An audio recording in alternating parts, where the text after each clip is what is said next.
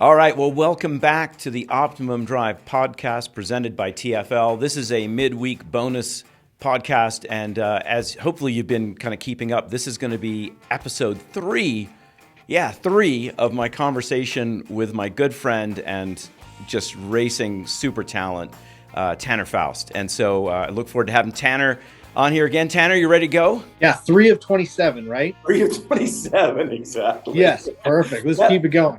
That could be the case, actually. We joke, but we secretly know that could be the case. Yeah, no, I got a catheter hooked up. I got a water line coming in. We're good for at least a week. Perfect. So you got my notes I sent you. Yeah, exactly. And your instructions on how to hook that up. Thank you. That was great. Yeah, that's great. Yeah, and I insisted on having to see all of it. But anyway. Yeah. So what we're going to do here is in the last episode, just to kind of, and again, if you haven't watched them, I would go back and watch them because they're definitely all connected together. We had 2 episodes prior where we kind of went through Tanner's career, and it took a couple of episodes. And he had done so much stuff before I had met him, and I wanted to get a good idea of sort of his philosophy and how that was sort of built over his childhood of experimentation and curiosity and kind of working his way up to the point through all the things he did where he ended up, kind of forging this kind of unprecedented career in motorsports. I don't think there are a lot of guys that can say that they've won, big drifting championships, plural, and have also got in and driven an F1 car for Zach Brown, and many, many points of contact in between and every type of motorsport you can imagine. So I think it's safe to say, Tanner, your career has been quite unique in what you've been able to do and how you've done it and how long you sustained it. Maybe that's the other cool point is that we're kind of getting along in years. You're not as old as I am. I'll make that point. But the thing is you're still actively racing in extreme E racing. So you're still a contracted professional racing driver, and I imagine you'll keep on going because you're still on the top of your game. And that's kind of really what I want to spend this podcast talking about. Is we didn't touch on a couple things that'll kind of help us get into sort of your method of driving. I think people would be really interested in kind of understanding, how you approach a race weekend when your race weekend could be in a drift car. It could be at Velocity International in a Formula One car. It could be kind of doing just about anything. And I think that's kind of fascinating because I would imagine that there is some consistency through that method and also some adapting you have to do for the variety of things that you go drive. And I think to people that are either flat out professionals today to rank amateurs would probably be pretty interested in that process. So I'm hoping we can talk about that. Does that sound reasonable? I might have to make something up, but yeah, I'm ready to do that. Why change? You've been doing that already for the prior 2 episodes. So let's keep that theme of don't let the facts get in the way of a good story. Right. And and keep that rocking along. And so kind of open up into that. And one of the things that you and I did very early on together was we went and did kind of on a whim. We rented a couple of Wells Coyotes and we went and did Pikes Peak. In 2002, I think it was. When it was 2002.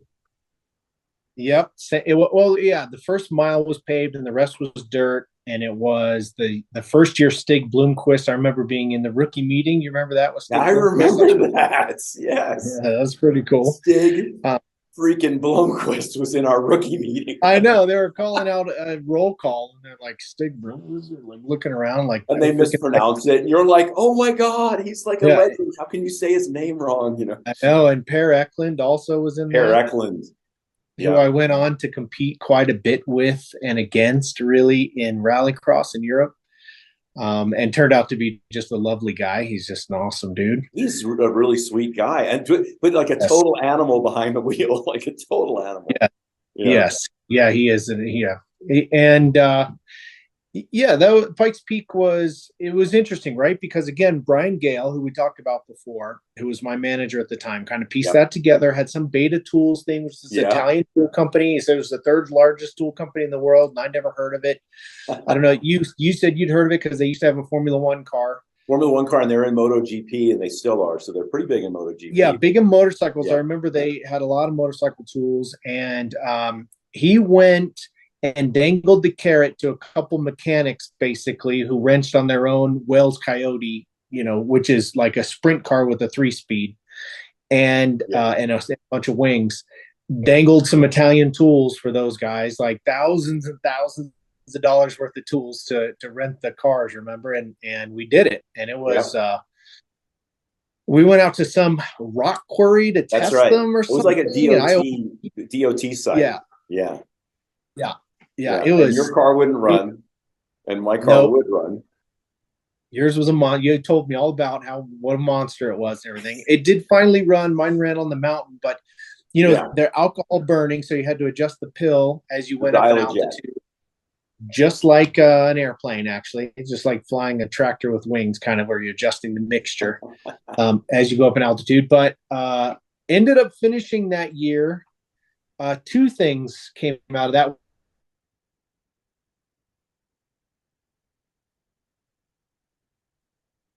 And I was happy. I think it was third in the class. But the second thing that came out of that is do you remember going to Circuit City and getting a Sony Handycam? And then, do you remember this? You don't remember this. Oh, I cut a hole.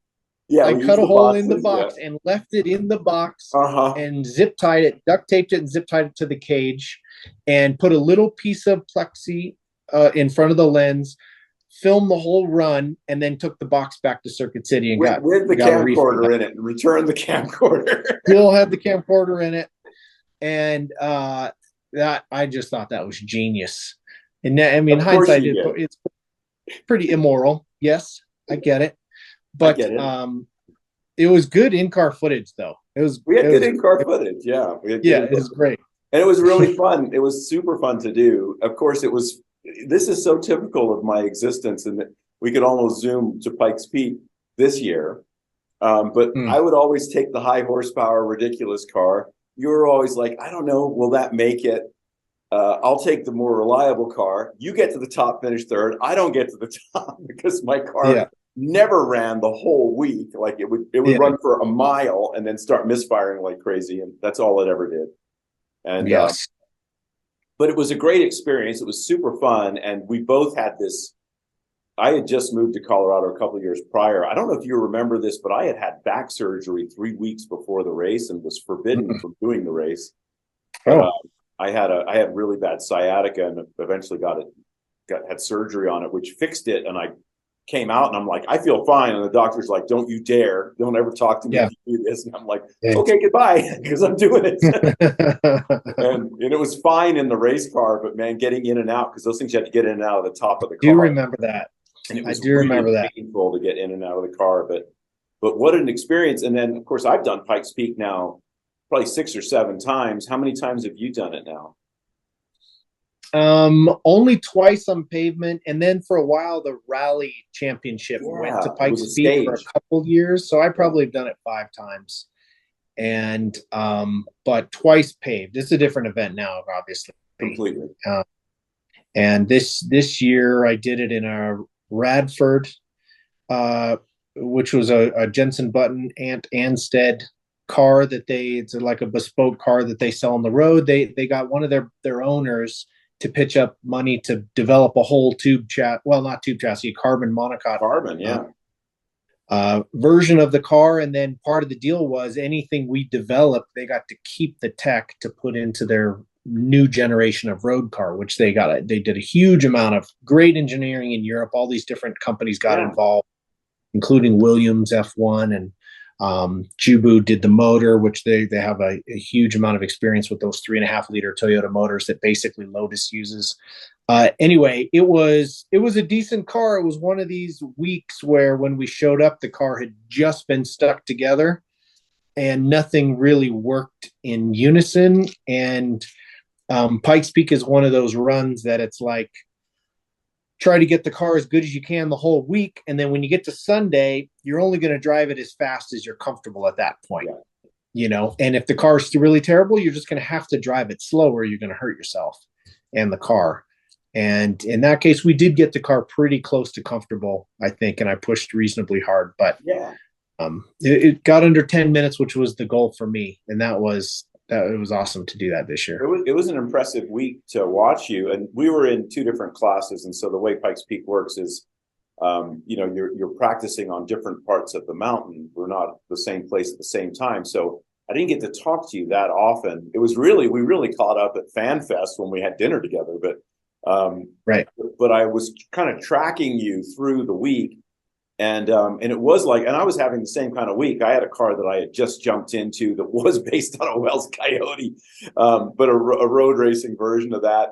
And I had a similar week that we had them completely separately. And then just like 2002, you had a great run and I had a DNF.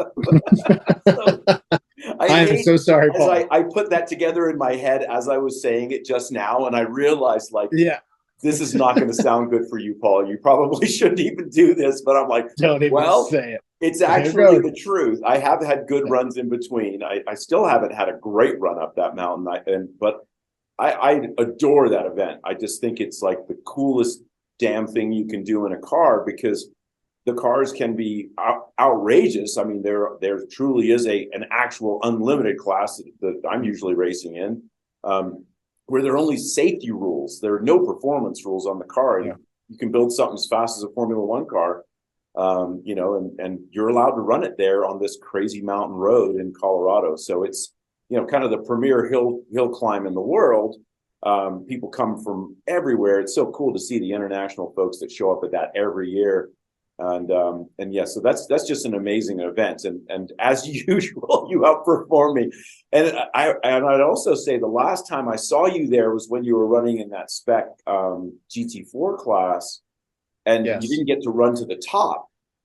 But and because of that, Travis still has the record. But I want to make the point that you broke his qualifying record by quite a bit, and also during your run, you were faster in all the segments than Travis was, but because we didn't get to run to the top, you didn't get the record. I beat his qualifying record by a little bit. It wasn't that much. Travis went when I did the qualifying run and I got there, and the cars it's a spec class, but the cars aren't all even. There are some tuning differences and suspension differences and things. And I had the factory owned car, the Porsche owned car, which came 100% stock. So whether there was a difference in cars or not, if you talk to different competitors, they say that there's a marginal amount of mod you can do. But whatever the case, the window of performance modification is pretty small. And I thought that I pushed pretty hard and flowed pretty well. And Travis is one of the most underestimated road race guys out there. He gets a lot of slack because he's a big action sports guy. He's always elbow out, thumbs up, and he's got just this great attitude that he on camera that he's had since he was a kid. But even in Daytona when he was in a Ferrari, he was fast. And when he does hill climbs in the Subaru, it just looks people think of it as being dumb because it looks silly fast. Yeah, Goodwood, for example. But he is a talent. When it not just for rally racing, but road racing also. So that was cool to beat him there. And I texted him right away and let him know. And then it was on. And so then it was a real bummer when we didn't go to the top, but that's that mountain. Yep. That is that mountain. And so it is always good fun. And it's great. It's always great to see you there. And maybe you'll actually get to witness me making a full power. That'd be great. Pass one day. I mean, in theory, it could happen, right? So we'll see. We'll see next year. But that'd be great. And the other thing I wanted to talk to you about, again, we're sort of transitioning to talking about driving, and I do want to use all that. And of course, you already, by the way, get bonus points because you already said the word flow. So congratulations. Thank you. Again, your Venmo account will be ringing. Yeah, I'll take it. With that.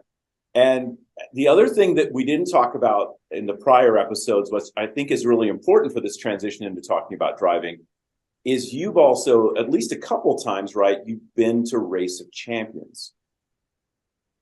And that event, you get to go head to head. If you guys don't know what that event is, look it up because it's awesome.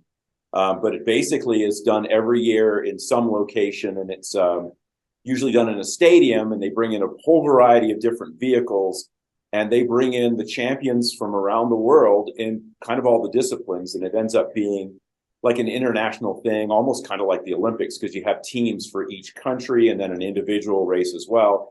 And you're kind of doing elimination rounds with everybody to figure out who the champion of champions is at the Race of Champions. Of course, started by Michel Mouton, speaking of Pikes Peak and rally driving. And you could probably catch, and we also talked about those old Duke Video VHS tapes. But I remember watching those original ones, and I think it maybe played a little bit on Wide World of Sports occasionally. Oh, yeah, when they were like in the Canary Islands. Canary Islands, that's Canary right. Islands. And they had this huge outdoor course that had a crossover. And that's kind of the thing about Race of Champions is it's not wheel to wheel, fender to fender. It's two different lanes, but they do a crossover so that you have to run, and it's 2 laps. So everyone drives over the same tarmac exactly.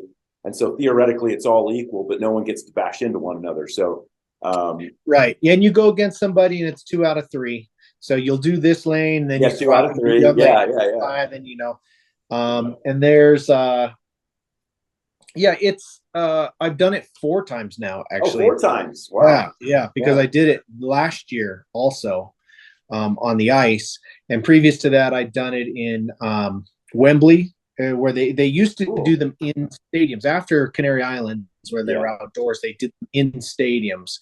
And so I did Wembley, and then they did in Beijing, they did in the bird cage, the old 2008 Olympic bird cage. And then the last one was in Hamburg, Germany. And there were super cool events. It really was centered around Michael Schumacher. He was always the big draw. In China, in Beijing, they did the introduction. There were probably 60 to 80,000 people, which is pretty big turnout for a Thursday event or something like that. And I've never been with Travis and Travis Pastrana and crickets. And Sebastian Loeb, crickets. Like every single person was only there for Schumacher.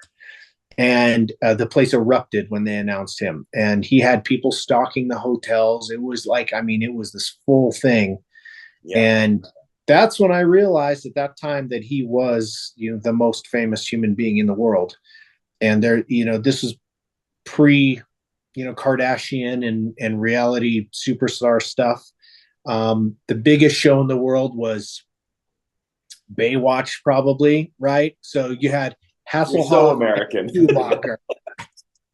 It was the biggest show in the world at that time. And so that's because of Hasselhoff. So you had the Hoff and you had Schumacher, probably the most famous people then. Isn't that crazy? And that wasn't even that long ago. Yeah, but it wasn't that long ago. Yeah, but those events are cool. I did get to my first round, beat Jensen Button in the buggies. Of course, it lent towards me, right? Because I'd driven on the ice. I'd done all these different off-roady stuff, rally stuff, this and that. So then when you pin up against Jensen, who went from go-karting to Formula 1 and done, right. Now he does other stuff, sports car and things like that. But back then he was on the fast lane to Formula 1. They didn't really get to experience, you have to downshift and then slip the clutch on the downshift to try to get the back tires not to hop under braking, things like little weird tricks for those buggies. That was like a foreign language. They would normally park a car for that. You're like, no. Yeah, exactly. This is how they are. You're going to have to race. This is what they do. Where's my engineer? Yeah. So I got Schumacher, I got Vettel, and I got Jensen, and not all in the first couple years as the drift guy. And so that was basically I could die at that point. When you say you're saying you beaten. Yeah, I went head to head with those guys and beat them. Head to head. All right. Yeah. So just in case you were wondering, where does Tanner Foust fit in? And again, he was very humble and he said, hey, it's kind of more my wheelhouse, the type of car we were driving and the kind of event. For sure. But that's still, that's still something. I mean, that's really cool. And so that's kind of what's neat about, again, transitioning, talking about driving with you, is like, you've had these experiences with these guys. And we talked about in the first episode how, you've ridden with Colin McRae and, and people like that. So this is all kind of cool. I mean, maybe, I don't think you take it for granted because you talk about it with such humility, but it's amazing that you have these experiences that, I mean, I don't know that anyone could tell this story that you're telling, because it's very unique to have these experiences where you're considered to be like an action sports guy. And that's maybe that it's not a fair characterization, but it's because of, you spent a lot of your career in those types of sports. But I know from driving head to head, and we talked about in the very beginning how you started out as a road racing guy. That's what you wanted to do until you realized the path to road racing was so damn expensive. And then, you met Scott Crouch and rallying, and you're like, wait a minute, here's another way I can go. And kind of you set off running in that direction. But it's to point out you've got some motorsport chops here. In any way that we want to slice the pie, you can get a car around the corner pretty well, whether you're on pavement, on dirt, on ice, whatever that vehicle may be. And I think that's a cool thing. And kudos to you, of course, for developing that.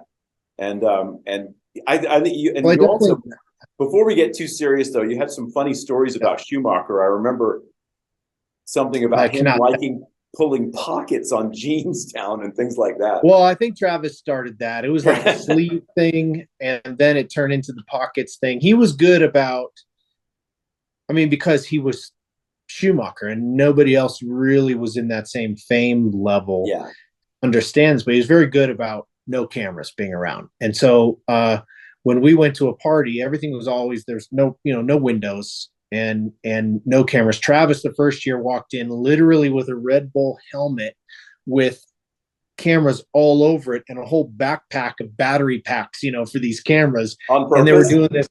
Yeah, well, no, not that was what he was doing there. Right. This was, right at the beginning, everybody just making massive amounts of content.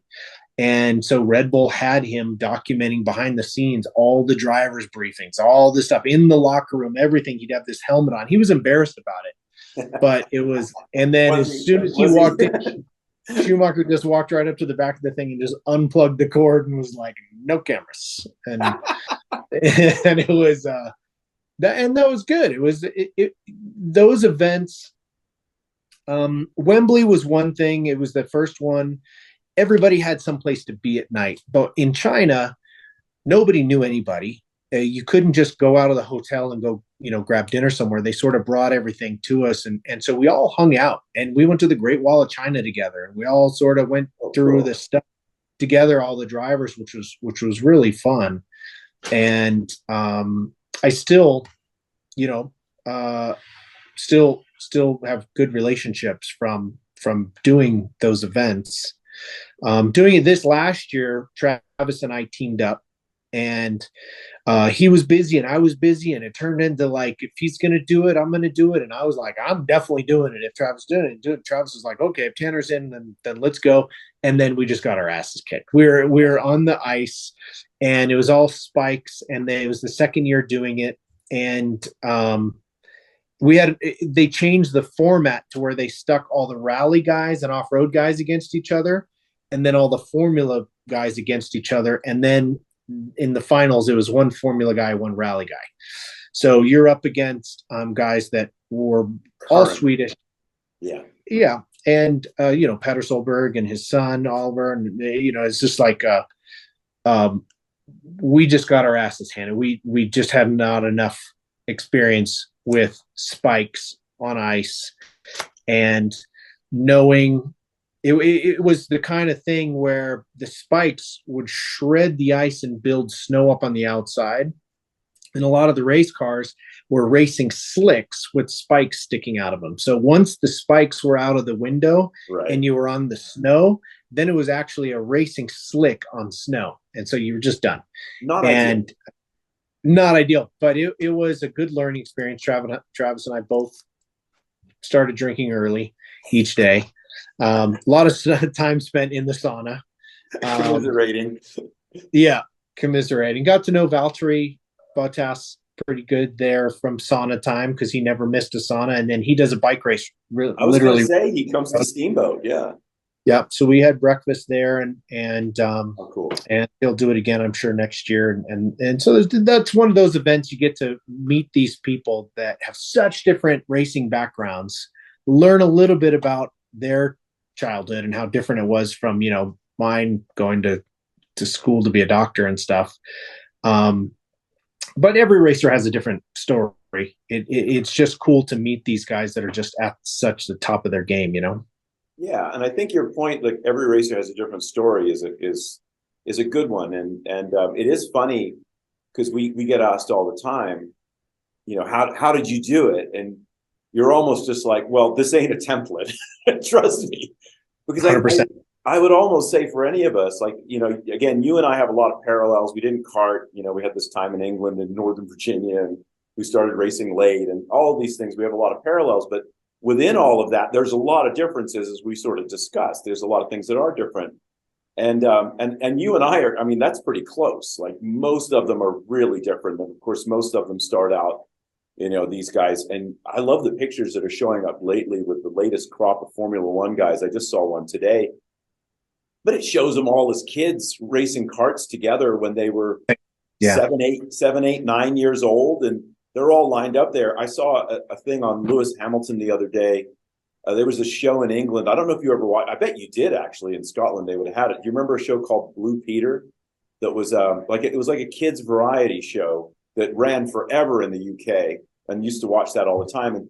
And they had Lewis Hamilton on there he looked like he was maybe 4 or 5 in the beginning, racing RC cars, and that's all he was doing. He hadn't been in a kart yet. And so the guy from the reporter is like, okay, I'm going to jump in this race with all these kids, and they do a race. And at the end, they're like, who wins? And Lewis is like half the height of the other kids because he's so little. And he was so young. And his hand goes up and he's like, what's your name? And he's like, Lewis Hamilton. He's in a little 4-year-old voice, Lewis Hamilton. And just this determination that was in his voice, like, of course I won. And then they showed it because they showed him all the times he'd been on Blue Peter. And then he came on as a kart racer when he was like, it was probably like 4 or 5 years later. So he was like 10 or 11. And now he was a karting champion. And they're like, you might remember Lewis from racing RC cars years ago. And now he's a karting champion. And so they revisit it. And then boom, they go forward to like his first year at McLaren in F1. It's just like, okay, that's a journey, like. I mean, it's like gymnastics almost, right? And a lot of people in the US don't realize that motorsport is different there. It's different around the rest of the world. Around the rest of the world. The way that it works sort of around the rest of the world is you have soccer and racing. Yeah. And those are the two things. Here in the States, we have kind of the pie split between a lot of big sports, things that all the stick and ball stuff.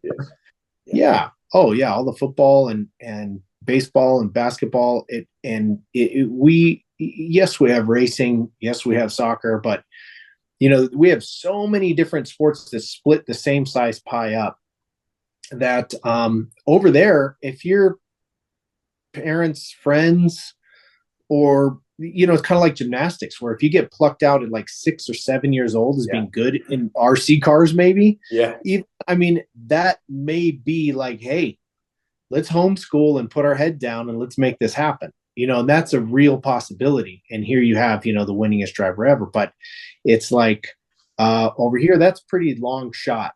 I mean, maybe circle track racing, to get into NASCAR, maybe if it's something like amazing as a kid in a sprint car or something. But otherwise, you don't just get plucked into motorsport because of performance. No. You get plucked in because of a lot of other things too.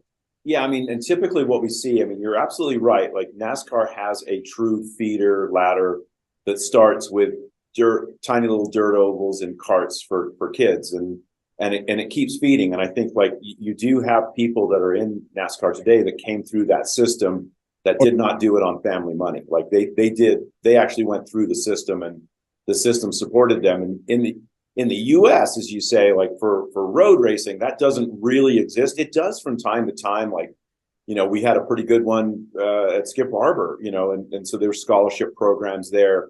There was Star Mazda. Mazda was doing a lot of promoting through a lot of their championships for many years. But all of those took also some family money. It was never enough to do like a full season. And the numbers are so astonishing and they're like, well, you need to have some skin in the game, was their way of saying, but we don't have enough money to really put you in this championship. But so you're going to need to bring half of it or a third of it or whatever it is. But when you're talking about millions of dollars to race in these championships, then you're talking about, at the very least, like $1 million or so that you have to come up with yourself. And of course, now you've narrowed that pool down to a very few amount of people that can either find sponsorship at that level or have family money at that level, disposable money at that level where they can go into motorsport. It was always tough to watch. Like that. It was always tough to watch because Skip Barber, for example, they want their scholars to go on and be Lewis Hamiltons of the world, right? And so they would give the scholarships to people that would have the best chance of success. Yes. And a huge part of that was they had some family money sitting around. Yeah. Yeah. And I dealt with that same thing in Europe with Winfield. I was actually the fastest guy at the competition. And they didn't want to have anything to do with me, even though it was only supposed to be based on speed, because I had no karting background. I was too old and I didn't have family money. So they did their obligations and let me race like they were supposed to, but they did not support me or try and push me further up the ladder like they would have done if I had some money in my pockets. Yeah. I mean, one of the most unique examples in the US was a rare window. And I guess those opportunities are still coming around, but Scott Speed, my old teammate, who, the first time I met him, I was doing rotary rockets, which we talked about in the last podcast a little bit, Formula Mazdas, and I gave a scholarship to the winner of the Stars of Tomorrow go-kart race in Las Vegas at Paul Tracy's track, which now is, I think, an experiential supercar track. But he won the race, Scott Speed did, and I gave him the scholarship on stage and everything. I think he was a pimply 15-year-old. And he went on to do Star Mazda and then a Red Bull driver search thing and went into Formula One. Yeah, and it was the lottery. His brother, as he will tell you openly, was faster than he was in a go-kart. Right. And his dad had kind of a karting school coaching setup, and his brother did also. And Scott he still is an amazing driver. And so those performance-based, and his family wasn't wealthy.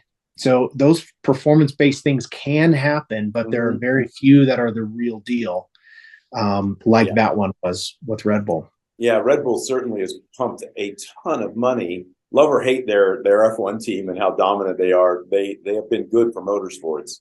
Oh yeah, they put a lot of money in motorsports and a lot of money in junior drivers as well. So all of that, I think, is a really good thing that they've done. And at the end of the day, I think, talent will find a way in a lot of cases, as long as the owner of said talent doesn't become too discouraged along the way and just kind of give up on it or become bitter, sort of the Tommy Burns, and there are people that are out there that sort of kind of, as you talked about, people that, where you're saying you didn't ever burn a bridge, but there are people that certainly have. And it's kind of easy to do when you're thinking about these scenarios where it just seems so unfair that someone can come in with money and, take your seat away from you and stop that precious momentum. And that's what we always know in racing is that, and that's, again, what's impressive about what you've done is you've kept your momentum going. You've kind of gone from strength to strength through motorsports. And that's really, really hard. I've certainly had my moments like that too, where I haven't been able to continue momentum and you sit idle for a couple of years. But that's the business side of motorsports is a very fickle, difficult thing. And it does take a huge amount of mental fortitude to kind of believe in yourself through all of that. And so as a driver, how you operate outside of the car is so crucial. And, staying positive and just like we always say, it's like, go to the racetrack, take your gear with you. Someone's going to get sick if you're at a race, and there you are with your gear. There's an opportunity there. And everyone's like, oh, that's such a roll of the dice. But I know people that do that and they get rides out of it. And every third or fourth time you manage to pull off one of those single rides, you have a really good result. And they get next year, they got a full ride with that team as a result of that. So you always hear those stories there, and they're not just stories, they actually happen. So racing is, if you consider what it represents, like if you ask every kid on the planet, and almost like you got to include the girls. It used to be just the boys wanted to be race car drivers, but now we've got a lot of girls coming into motorsports as well, which is fantastic. But it's in the top list. Like, I want to be an astronaut, I want to be a fighter pilot, I want to be a racing driver. Those, they're very hotly contested, and as we know, they're very limited amount of racing seats around the world relative to all the kids from all the countries. And then, most people watching this that are watching it in the US can't even imagine, as we discussed, how incredibly important motorsports is in their daily lives in a lot of countries around the world, where they think of it on par, higher than what we would consider, football or basketball or baseball in the US. And so you're competing against all of them, and it's probably every year 100,000 kids that actually kind of see it through and get in and do something in a car and take a shot every year. And you're all competing for these very few seats at the very end in professional motorsports, 19, 20 seats in Formula One, maybe 22 next year if Andretti gets the nod, or in 26 when they come in. But, that's what it all boils down to. So to sustain a career, I talk about that, like, for the stunt stuff as well. It's so few people that are doing all the work in the stunt world. It's very hard to break in there when, it's something that everyone wants to do. And yet there's not enough work to sustain 100,000 people doing it, So it ends up being so competitive at the end, and you can just get beaten down over time over this and just give up and do the smart thing, quote unquote, and go get a real job or something like that. It's a tough one for sure.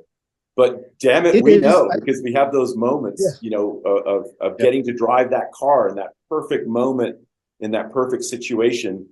I remember watching you in Extreme E not that long ago, chase down and pass Sebastian Loeb, for God's sake. That kind of stuff makes all of it worthwhile. No, there's no doubt about that. And if you look at the sports that, and I still dabble in, a Pikes Peak and a Baja 1000 and, some one-off things. But if you, the sports that I do are always, I've always kind of gotten involved in small sports, gotten on top of that pyramid as quick as possible because it's a small sport, and then worked to build the size of the pyramid, and you're already on top. So that worked with drifting, that worked with rallycross. And, maybe it'll work with EV racing. I've been pushing, but it's that way you sort of are minimizing the risk you're talking about by going against the hundreds of thousands of people on the path more traveled. Yeah. There's different ways to skin the cat, I guess, is what it means. But there's, for sure, it's the stunt world, just like you said, is a nice parallel because it is something that is difficult to get into. And it's in the stunt world, the first reason you get hired is because they don't think they're going to have a problem staying in a town with you in a hotel for 30 days. That's the first reason, right? Because, it's not going to drive me crazy. Second reason is, you're not going to crash the car, make a mistake, stuff like that. So it's less about performance sometimes. But anyway, to one of your earlier statements, I feel super grateful and very fortunate to have had kind of the variety. That's what's kept me interested. It was always a joke with my family. I couldn't do anything for more than 2 years. It was amazing. I got through school. I did have a break in the middle, so I did 2 years at a time. But that's part of what's made it so fascinating and possible, is just finding different avenues of motorsport, this wide world of motorsport, to be a part of, from TV shows and stunts and different types of racing, to keep it all fresh and keep it, keep the obsession going. Yeah, exactly. As long as we can possibly keep it going. But I think it's one of those, this is one of those things where we are so obsessed by it that the day we have to, theoretically hang up our helmets, it's going to be tough to fulfill that or to get that feeling, anywhere else. And you're still going to crave it. So that's, it is quite an addiction. And I think, you were talking about yesterday how, you were on the prior podcast, we were talking about how, you sort of felt like this driving thing, like how obsessed you are with it. And I feel it is sort of like this addiction where we like, and I've started to like, sort of these higher and higher horsepower cars, and like the minimum horsepower to get me off my couch and go to a racetrack has gone up over the years. And like, how fast is it? What kind of G will it pull? How much downforce does it have? Where I'm like a drunk that, like, a six pack don't do it no more. I gotta, so it takes like a much more, coming from a guy that doesn't drink, that's funny, right? But that's the way I feel about driving. It's like now I require an unlimited car at Pikes Peak, like just to get excited about driving a car. That's how sad I am. But it is that, what's that? That's funny. No, I think we're a little different in that, where I feel like I've got something to learn in almost anything. I overanalyze my grocery shopping cart drift from aisle 3 to 4. I do that. And yeah. And so there's my thing that I focus on. I coach a guy in a Porsche Cup car, but in reality, I'm coaching myself and getting, seat time, and he does great. But brake release, that's the thing that I tend to spend so much time on. And when you play an off-road, you don't have to worry about that much. Right. So you go pitch it in, you're sideways. All the brake markers are just visceral feelings of where you think you could brake. And but then you get back into road racing. There's this methodical, mesmerizing repetition to it that helps you split the hairs from lap to lap. And the brake release for me is something that is a muscle memory that I have to proactively reform in the first couple laps of being in a road race car after, ice or dirt or whatever. And so that's, but I think I could do that in a VW Golf or in a Ferrari or whatever. I could get something out of the brake release. Because I agree with everything you're saying. Like, the brake release, to me, I've described it as like the art of driving. Like, if you have a really nuanced brake release that you can vary, you can kind of make any car do anything. And so that's an important point, and certainly a big part of what I talk about in the book, and so on and so forth. But again, it's just like to get my brain to engage and get me like interested. And I will do the shopping cart thing. Like, I think probably everyone watching this is the shopping cart. Like, it's almost a prerequisite for sitting through this is you do that. If you're really good. Someone shops for you, but if you're pushing the cart yourself. So that's all important stuff. But I think driving again is such a cool thing where we're saying, like, it's that concentration level, and you were mentioning that before, where you were saying, to get your head in the game and really have that focus, and it takes pressure and all those things to kind of make all of that really happen. That's kind of for me where I just don't drive the slow car so well, because I'm just not that invested in it. And so that's kind of the difference. But you put me in something that's quick and puts a grin on my face when I mash the gas or turn the wheel, because or hit the brake pedal, and I'm 100% on board and invested in ripping around in that car. And that's cool that you do some coaching. I don't think I knew that you were sneaking in some coaching on me without telling me. That's it's very little. It's very good. Little, and this guy has had everyone from Post to he's had several different coaches jump in with him, and I think he just likes the variety. But we've been doing it now for a while, and I went out there one of the same days as Randy Post, and his knowledge of the Porsche platform, street and race car, was just awesome. And I loved hearing his take on weaknesses and strengths of the rear suspension of that car, and how to utilize it with the different, whether you're on DOT tires or slicks, and there's just so much detail you get into with road racing that's fascinating, I think. But coaching, I don't have the coaching stomach like I had back in the ride and drive days. After about 7, and that poor cup car will just go forever, right? It'll just sit out there spinning laps for a freaking hour, and I don't have that. I've got a solid 11, 12 hard laps with some somewhat unpredictable braking, and then that's, we should go and look at the chalkboard because you're up to a chalkboard now. That's because I need a break. Yeah. But it's but no, it's very cool to do that side of it. That is cool, and I think you gave me a little bit of an entryway here, because you're talking about dirt and how it doesn't matter, and there's a neat conversation there. I'd love to hear your take on it.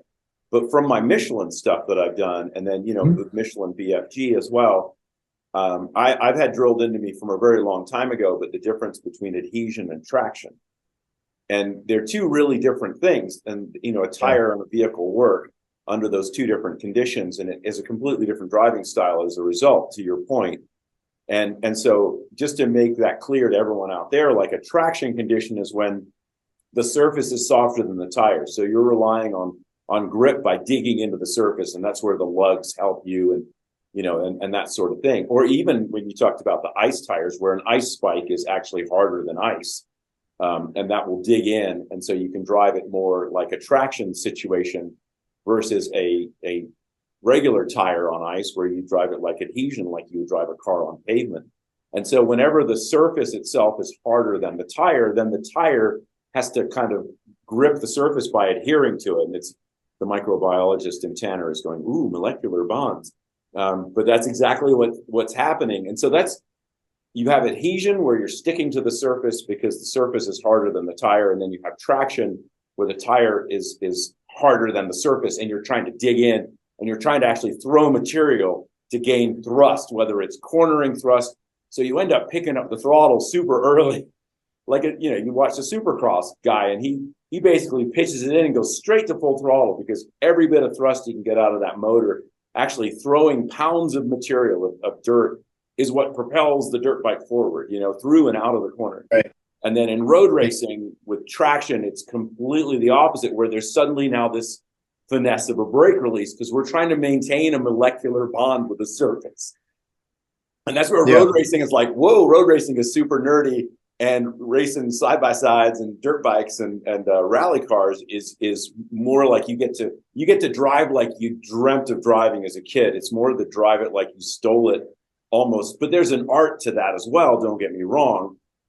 There are people that are really bad at it, and there are people that are artists doing it.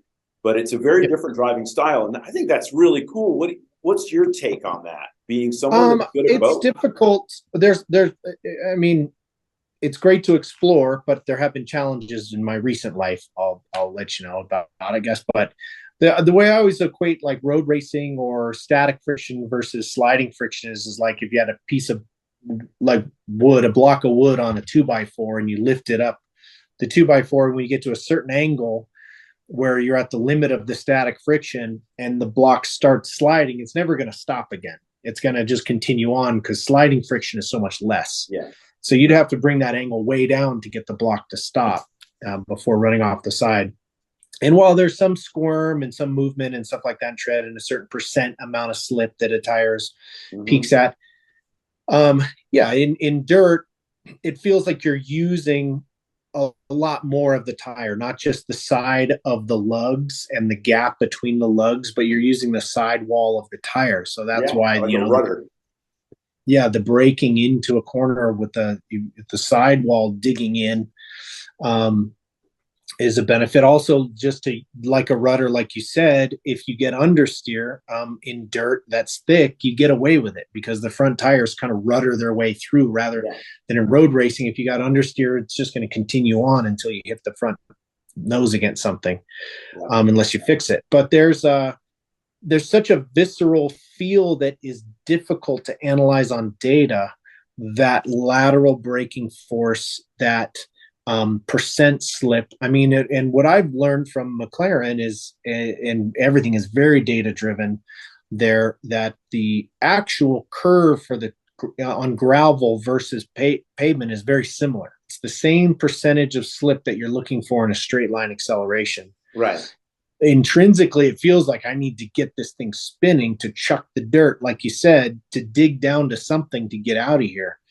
And depending on the surface, which is infinite, on the surface, sand versus just smooth polished granite versus whatever. That's the thing, is you can never just, which is terrible for engineers, especially coming from road racing, to say that this category for asphalt and this category for gravel, because the gravel is this infinite gradient that goes from the sand dunes, literally, of Saudi Arabia, to somewhere, some grassy field in Chile. So there's in Extreme E, in that series, we go through every type of gravel, and so it's hard to rely on data for a lot of that stuff, and that makes debriefs difficult. That makes finding cause and effect, difficult. And so it does rely a lot on the subjective feel of the driver, which of course is the opposite of an engineer's happy place. Yes. And so there's always a challenge with that. So when I raced with Scott Speed, he came in the first year with Volkswagen. He came in to Rallycross, which was called GRC at the time, and we switched from a bias ply to a radial tire. And the bias ply tire was much more like, almost like a gravel tire feel, where it didn't have a lot of side grip, but it had a lot of braking and accelerating grip, like a drag racing tire. Yeah.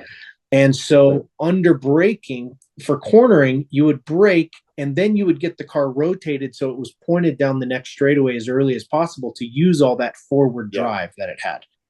And that made for exciting racing. It always slid around. It looked like the cars were always squirming and sideways everywhere. But when it went to radial, suddenly you had to be in that narrow static friction window that we're talking about. And Scott was, of course, a master at that. And he came in and he drove around like a grandmother on the first event. And no offense to grandmothers out there, but just drove very, very slow and boring. And everybody's like, okay, this guy's definitely out of his wheelhouse in Rallycross. And he was the quickest. And we're like, what the Sam hell is going on? And all these engineers went, hallelujah. See, I've been trying to tell you that. Finally, we can do stuff. Yeah. So the engineers then got involved. That was a big benefit of being with Andretti at that time, because we were able to out-engineer a lot of the Swedish teams and European teams and make those Beetles work really well. But his roll speed and his reliance on the front outside tire was so much more than mine. I hated being on the verge of understeer from all that gravel driving. And then when it came to the gravel, I was always quicker than he was. So we worked well as a team. Didn't get along great at the first year, but after that, we really gelled as a team, and we could always make each other quicker by taking our strengths and replacing the other person's strengths with our weaknesses, and ended up making a kind of the quintessential type of team that you would want in a two-car rallycross program, and we're unbeaten for those 6 years. But it's really, really hard to come from gravel and come from all this visceral, like, test the grip. Now I can feel where the next braking zone is. The braking zone here feels like it's this. That looks a little wet. I'm going to brake a little earlier. All of this visceral stuff, millions of things coming at you, to all of a sudden just focusing on 4 brake marks on the track and trying to fine tune that, and that being your whole mental world. And I learned a lot from Scott doing that, and had to go completely back to school on myself to get out of a slump when we went to radial tire. And it was a do or die. I remember that. Remember that? Yeah. And Scott, of course, came from, not only did he have that, we were talking about him a few minutes ago, going up through the Red Bull system and ending up in Formula One, in Toro Rosso back in the day, but then he also did a very long stint racing NASCAR as well, where you're really, really focusing on the corner and being really efficient through the corner. So I was talking about this with Steve Dinan in my prior podcast, but they really understand cornering to a very, very high level.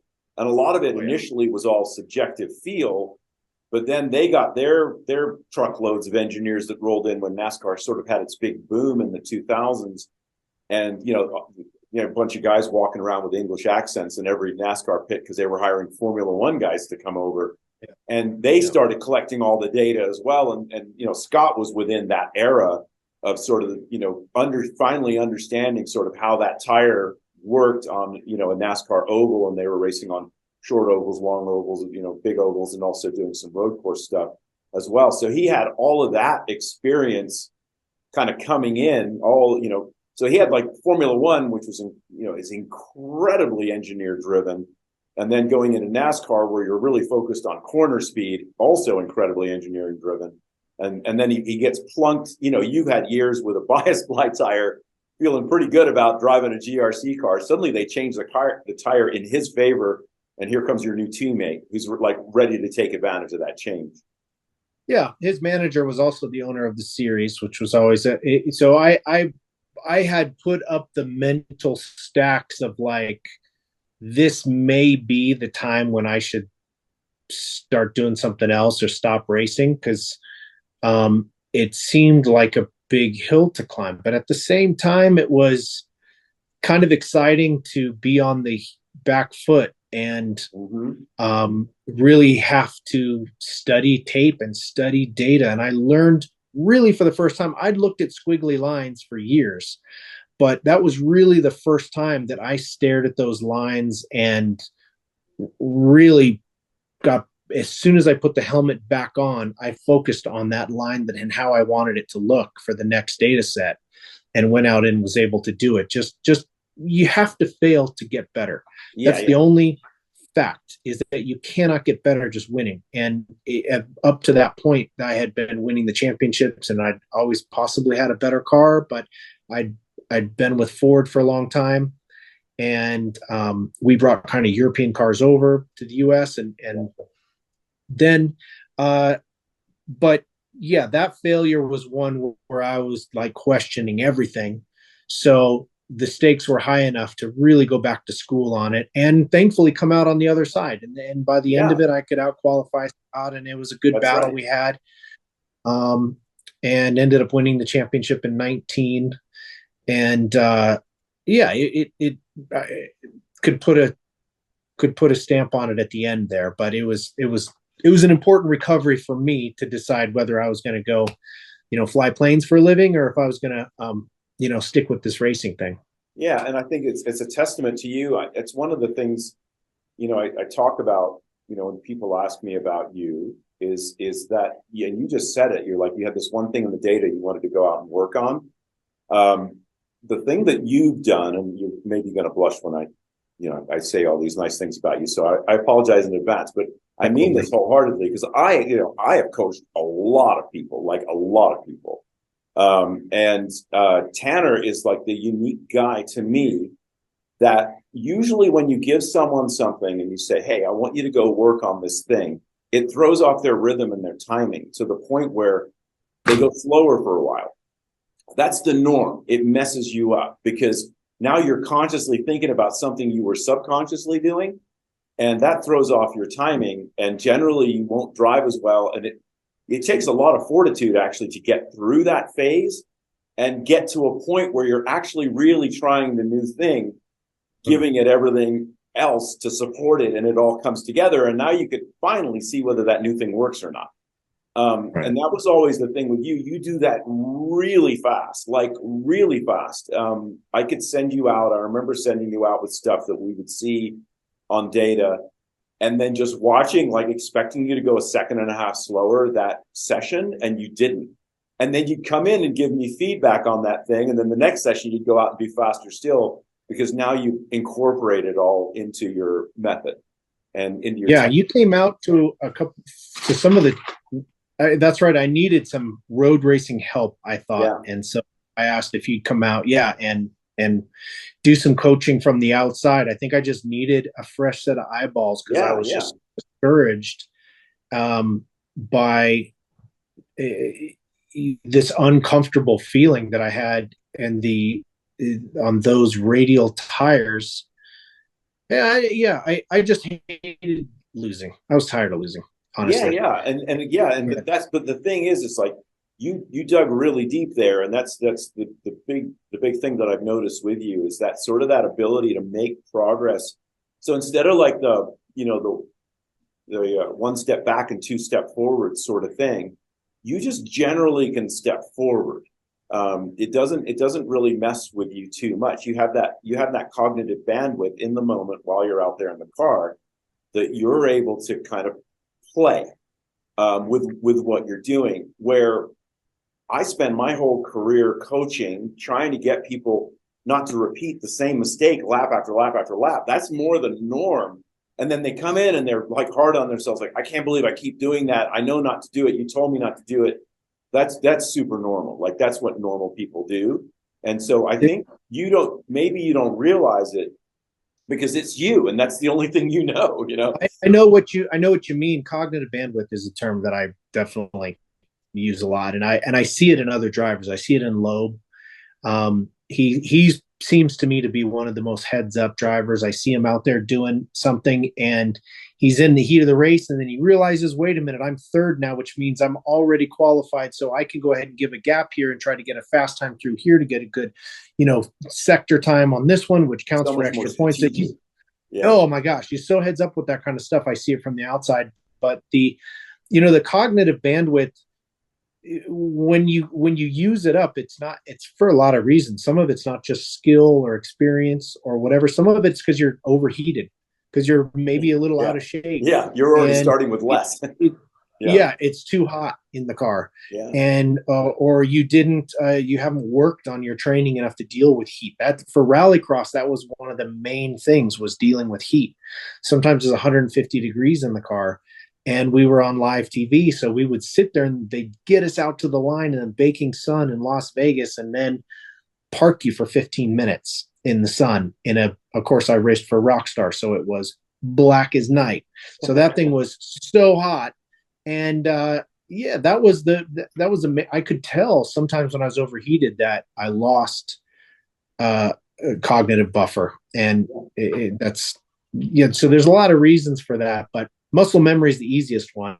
Yes. To gain cognitive buffer and repetition, but then just overall, not stressing other parts of the human condition, physiology, psychology. Yeah, just allow for it to happen. Yeah. Yeah. So with all the that driving, and again, so would you say that you kind of you had that really nice little moment when you were talking about coaching and you're like started talking about brake release in these very eloquent terms and how important it was? Made me very happy. Was that the Scott Speed years where that sort of started to become a thing? Like, is that something you noticed with him? That's something yes, you noticed with 100%. Him? Okay. 100%. I realized I'd been driving all-wheel drive cars, and I remember from reading your forum inputs on like Evo MS or some forum back in the day that you're going to relate to this. I'd been driving all-wheel drive understeering cars on gravel for so long that I just held the front brake as a safety handle, kind of like when you're rappelling on a rope and keeping one hand on the rope. I had one useless tenth or two of a second drag on the brake just to make sure those front tires just stayed. Be sure. Yeah, just to be sure. But that was enough to cost time. And I really needed to get off that freaking brake. And it's the same in a cup car. The cup car, while it doesn't understeer and it's really nicely mannered and everything on slicks, man, if you just get off that brake, there's an extra bit of grip available for those front tires that aren't being used fighting those massive discs being dragged down now. Yeah. And so that extra bit of grip actually keeps the nose turning in and you're going 8 miles an hour faster. So it's like, Getting the hell off the brake was a good thing. And then once you start getting off the brake early enough, then it really seems to matter how you get off the brake, because at that point you're on the edge enough at high enough speed that it's really easy to pop it into understeer if you come off too abruptly. Yes. Yeah. So getting off early and getting off with a little bit of finesse, and was the first feeling. And the Beetle was such a nice driving car. That thing sounds really weird to say, but it's the coolest car. First, folks. I have driven virtually every Koenigsegg and Zonda and stuff up until, the mid 2010, 2012s, from TV shows. And I've driven so many amazing, beautiful, wonderful cars. That freaking Beetle kicks all of their asses. And I sense a meme coming on. Yeah, exactly. Someone's going to screenshot this. That little freaking beast, I'm telling you, was the hairiest thing to drive in some cases, because it just was so responsive. But man, it in itself was just an overdriving machine. It launched out of the hole like a rocket, was like 2 seconds, 0 to 60. Always were accused of running traction control in that car, even though it was illegal. Always accused of running traction control. And we just had the sweetest anti-lag system, to where our RPM could drop into like the low 2000 range, and it would still have full boost. So when you're doing a standstill launch with all-wheel drive, the lower RPM, you can still maintain boost and stop the wheels spinning and have them get that static friction and just drive away on full boost, the better it's going to be. The other cars were in the 35 to 4,000 RPM at the lowest that they could hold boost with that 2-liter engine. So, and our anti-lag system was just so sweet. And it was from WRC technology, and it was, expensive and all that kind of stuff. But that car out of the hole was great. It did everything you wanted driving wise. It landed like a freaking Baja truck. Some jumps we did in that series were 170 feet, and just did them every single lap. And that thing would just extend its legs and just goosh and again sit right back on the ground again. Oh, it was a great machine to drive, and it responded well to the nuances of road race technique that Scott brought to it. Yeah. And that I brought to it eventually. And the and so to be so multi-talented like that, I always loved that car for that. Yeah, that was cool. I know it was funny because that car, because it was a Beetle, got a lot of hate. But you always talked about like how special that thing always was. And so it's always a strange juxtaposition, I guess, is you got but hell, the results speak for themselves. Like you said, you guys dominated. Yeah, I don't think a lot of people, especially in the US, realize the resources and the commitment that manufacturer has in World Rally racing. So WRC, World Rally Championship Racing. The Volkswagen Motorsport, I don't know what the budget was, but it was probably about 150 million euros. And they went racing in the dirt, in the pavement, on the snow and ice, and doing stuff that we never really got a chance to see in the US unless you followed it. Right. Like Formula One a couple of years ago. And the tech in those cars was unbelievable. It had to be at, Formula One cylinder head pressures through the forest for 3 days, not just, one race. Right. And eating dust, splashing through water. I mean, they were insanely cool machines. The suspension, I'd heard that each corner was up to like $40,000 per damper when they, were in their heyday. The turbos were super light. Magnesium turbos that were like 100,000 euros each. And I mean, just insane, pushing the limits. And you go, like, I'd take that Beetle to these car shows and stuff back after the fact. We had a cover over the engine of that Beetle for years. And then once Volkswagen Motorsport closed, they were just like, man, who cares? It's not there. They're not going to use it anymore. They closed. They crushed rally cars for the 2017 season that had never seen the light of day, but had already done 5,000 kilometers of time. They crushed 2019 potential cars that were already built, but but you go to these shows and they'd be like, oh, how much power is that? It's got 600. And they'd be like, oh, my Golf's got 600. But it's different because, one is the Volkswagen literally developed their own spark plugs to work at that cylinder head pressure in the Beetle, blended their own oil, and had so much commitment to making this thing. We ran one of those engines in a test car just to see how long it would last. So every test we used the same engine, and it lasted like 3 years of just beating the crap out of it. We changed them every 3 races, which was only like 3 hours of racing, but they would go for 3 years. And it was just it was amazing to be a part of that era of Volkswagen and that era of kind of rally tech. Really love that. That's cool that you got to do that. And it got to come over to the US and we could kind of see that sort of tech. And it was amazing to watch. Those cars were just astonishing. Did you say you have a Beetle? Do you have one of them? I do. Yeah, I have one. Drive it at some point? Yeah, that would be amazing, actually. Oh my gosh, you'd love that thing. I mean, after all these years of you telling me how amazing it drives, better than anything you've ever driven, I think I need a lap or two in that thing someday. It's a purpose-built machine, so you'd need to be on a rallycross track. Yeah. Just to get the full thing of it. As long as you don't have two and we're not racing, it'll be fine. the feeling of you would destroy me, but I would try. Well, I don't know. Yeah, probably. No, just kidding. No, it's true. But both parts that I would try, which is the dangerous part, and that you would destroy me. The feeling, I mean, you are one of the few people that have felt coming up to a steep ramp at a high speed because of the Hot Wheels jump that we talked about in the last podcast. But the feeling in those dirt cars of coming up to those things in a car, in an off-road truck, it's one thing. But in a car, it is a strange feeling just to know you are just sending it. It just feels kind of like suicidal almost. Yeah. But that thing landed really well. I'm trying to remember who was it that came out. Maybe it was Andreas Baccarou came out and did like the nitro stuff just recently, and he hadn't been over a jump that big, so he did a post about like them coaxing him up to doing it, And Andreas done a lot of stuff, and he was just like, it's a long way. It's a big gap.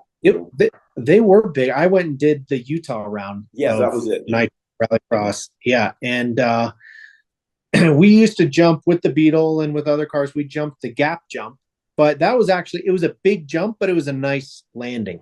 Like Travis designed it. He like in the first drivers meeting, the first year, I think it was 5-6 years ago that they built that. He was just like, look, anybody want to lend me the keys to your rental car? I'll go jump it in your rental car. Anybody can do this jump. It's going to be easy. It's perfect.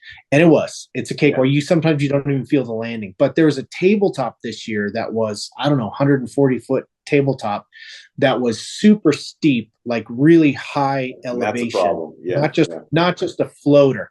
Yeah. And so then you start to have to really, my weakness in all this kind of racing has always been the dirt bike guys can just sort of feel the speed that they need to hit in order to land in exactly the right spot. And I do pretty well with landing in the right spot, knock on wood, but I have to really think about it. I have to come up with the gear. I got to think about exactly the sound and everything. And with an electric car, that's pretty difficult.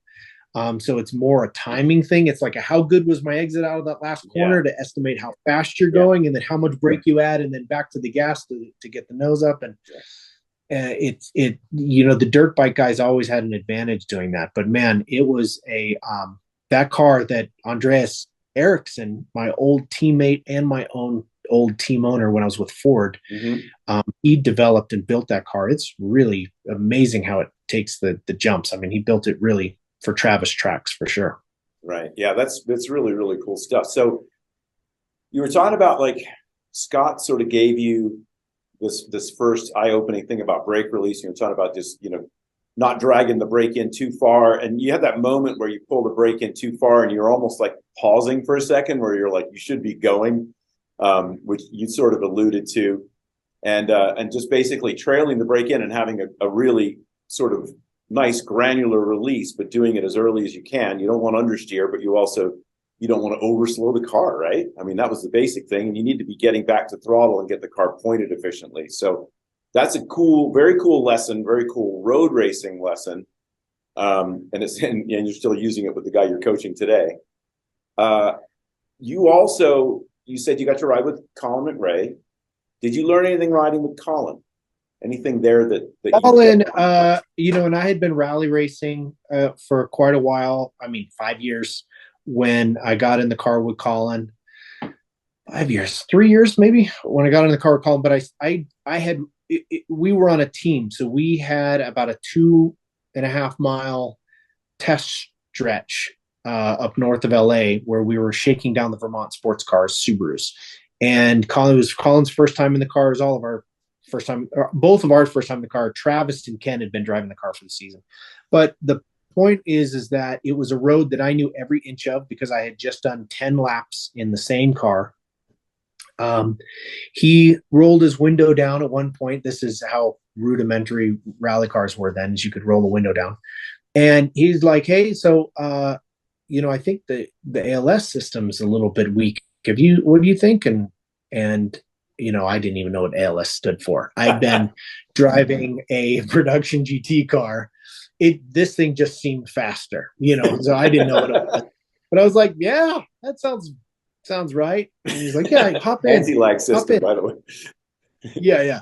So I jumped in, and knowing the road and knowing where I was braking, knowing where I was carrying speed and everything, and then watching what he did, it's easy to say, oh, he braked later, he carried more speed into corners and stuff like that. And that wasn't really the case. I was carrying a lot of speed in the turns. But what he did is he used the third dimension that I didn't use. So he would wait until the car was compressed before he would brake.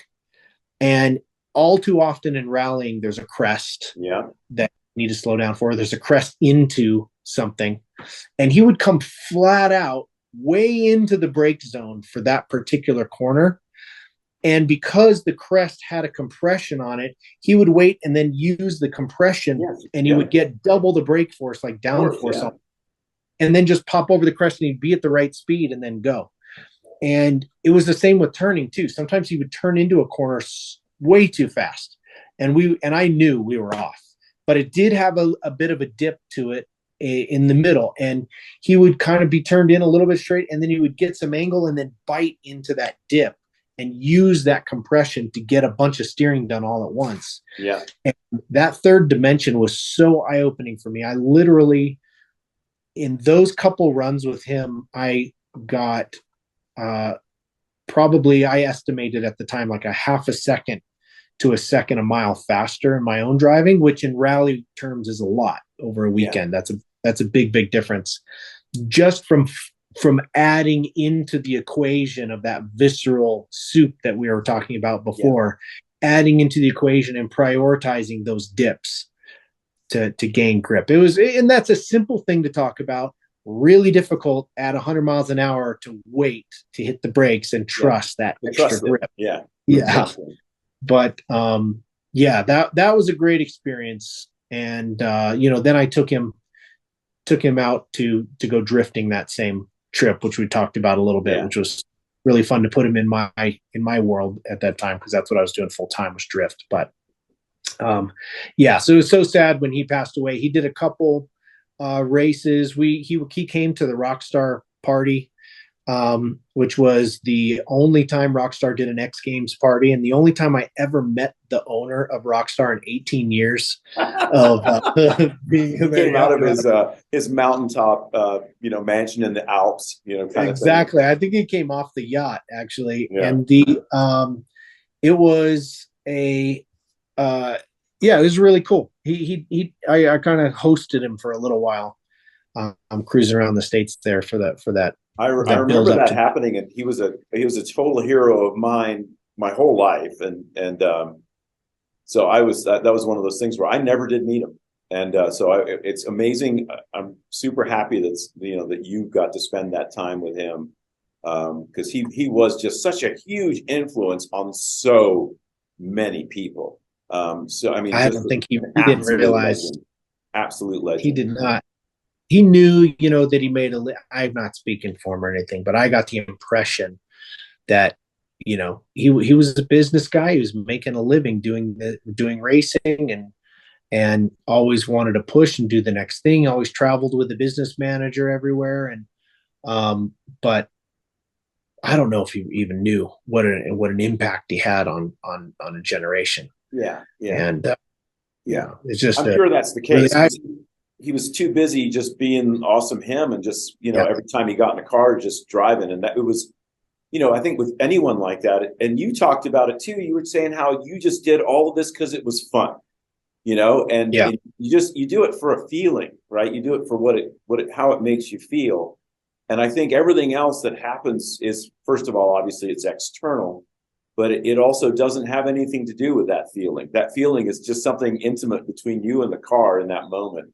And if there are any accolades you happen to get for it, then, well, that's kind of cool, but we're sort of selfish and in it for us, for that feeling.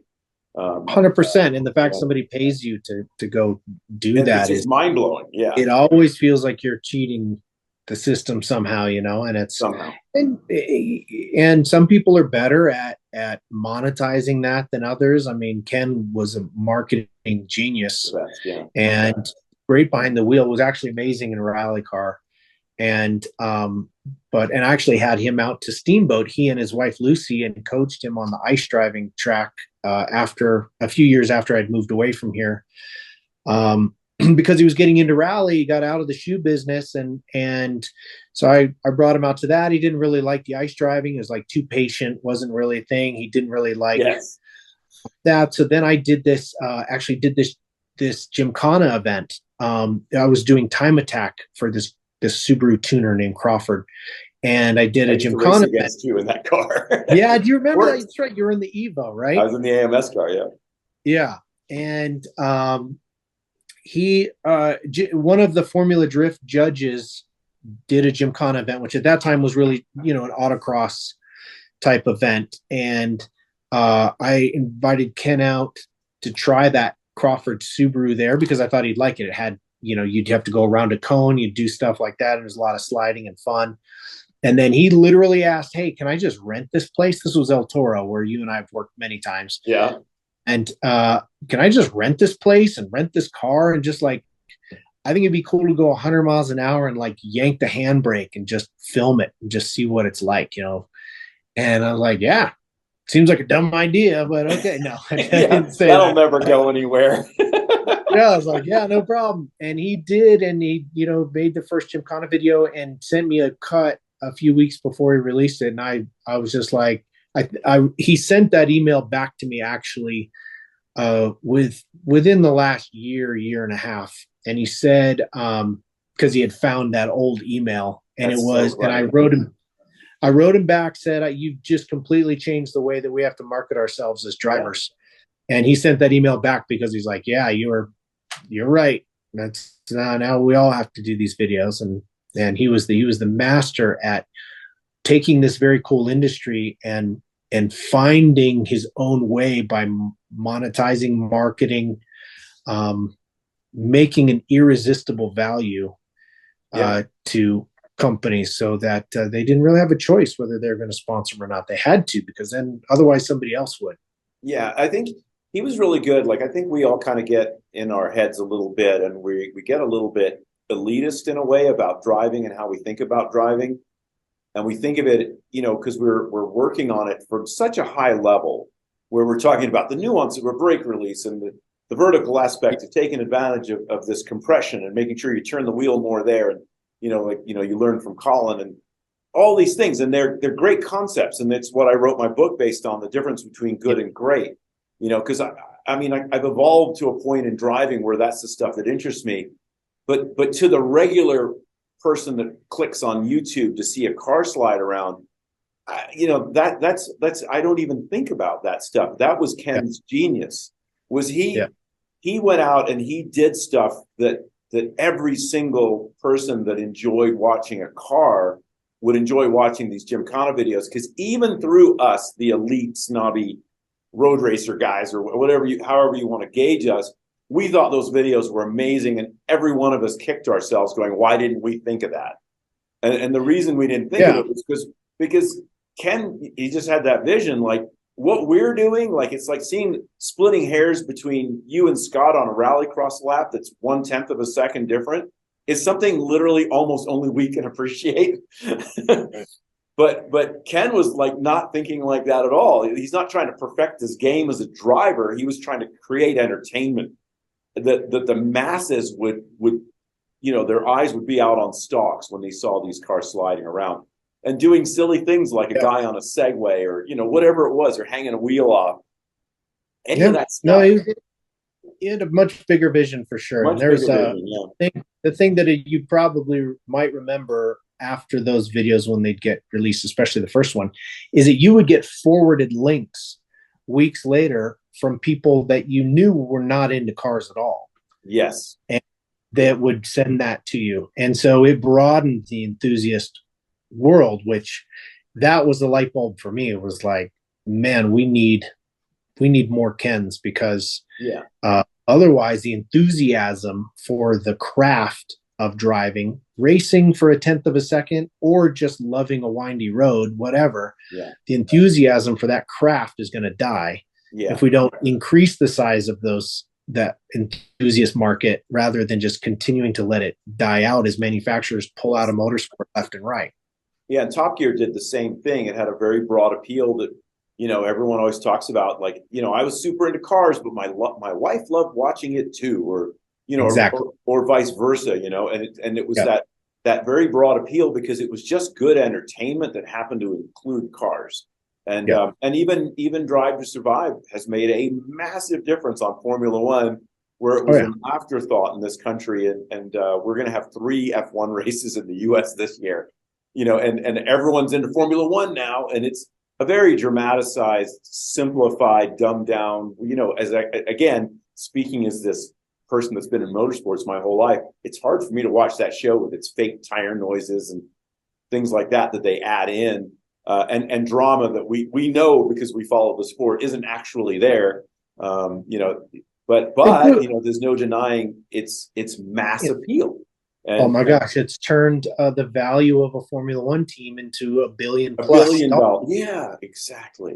Where it used to be, 200 million, and now it at best. And so that's like, it's amazing. I love that it does highlight again what race fans would already know, but doesn't exist in the US much. It highlights the competition between teammates, and that being pretty much the main competition.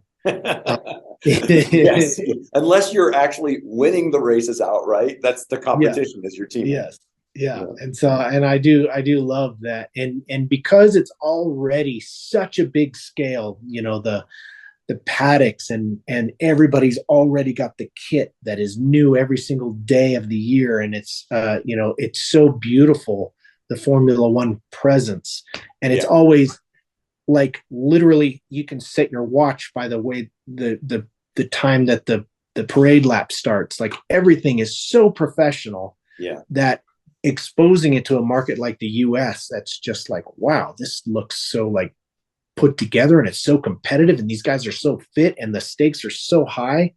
And never knew that that kind of level even existed. It's super cool. I mean, so I'm a big fan that it's built up Formula One. I'm a big fan that McLaren is doing so well now also. Yes, of course. And they've had a real resurgence basically starting in Silverstone this year, where the car they brought a bunch of updates, and man, have they worked. And Piastri's been a great investment as a driver. He's certainly, surprising, not really surprised. I guess he's always been a real talent. So everyone knew, but he's, the fact that he's up there with Lando, pretty close to Lando, and out-qualified him in the last race. And it's really, really impressive. And nicest guy. Like we shared a changing trailer for Goodwood, and just nicest dude, and I think he's just sort of, I didn't talk to him that much about his history, but he's just sort of won everything. Yeah. And I think, there was a big push to get him in the team, obviously, from Zach. So it's certainly paying off. It's cool. Yeah, it's really cool. It's really cool. So lots and lots of things about, that I think it's cool that we sort of talked about Ken and the Gymkhana stuff and all of that. And because it is, motorsports is like that. Driving is like that. It's done at many, many levels, from people that just go out and do an autocross or a track day, and then all the way up, to the professional level that you've spent your life in. I've, kind of spent my life either coaching or racing at that same level, trying to at least. And that's the cool thing I think about it. The thing that unifies us all about it, and you having your moments with Colin McRae, and was there anything you also did? We already talk about you rode with Sebastian Loeb as well. Was there anything? I rode with him at Race of Champions. Mm-hmm. What I got from him was the same thing that I think now about him, as we did talk a little bit about his head, his headspace, I think, is very strategic. And there's so when I rode with him, there were 3 laps that he got to do in the WRC Ford Focus while he was actually competing in a Citroen. So it was his first time getting in the Focus, right, which was interesting. And of course, the engineers, and he was, 9-time champion. The engineers in Ford immediately swarmed him, like, "Oh, what'd you think? Blah blah blah." And he's they like, didn't come to you. No, I'm so sorry, English. Like he pretended like he didn't speak English and walked away. Ridiculous. But the in the laps, though, every single lap was completely different. And of course, he didn't know me from Adam. He probably didn't even know I was competing with him that weekend.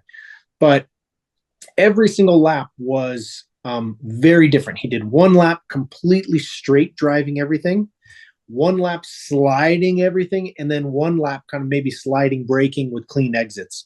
And cool. And then he had somebody in the stands giving him sector times on that stuff.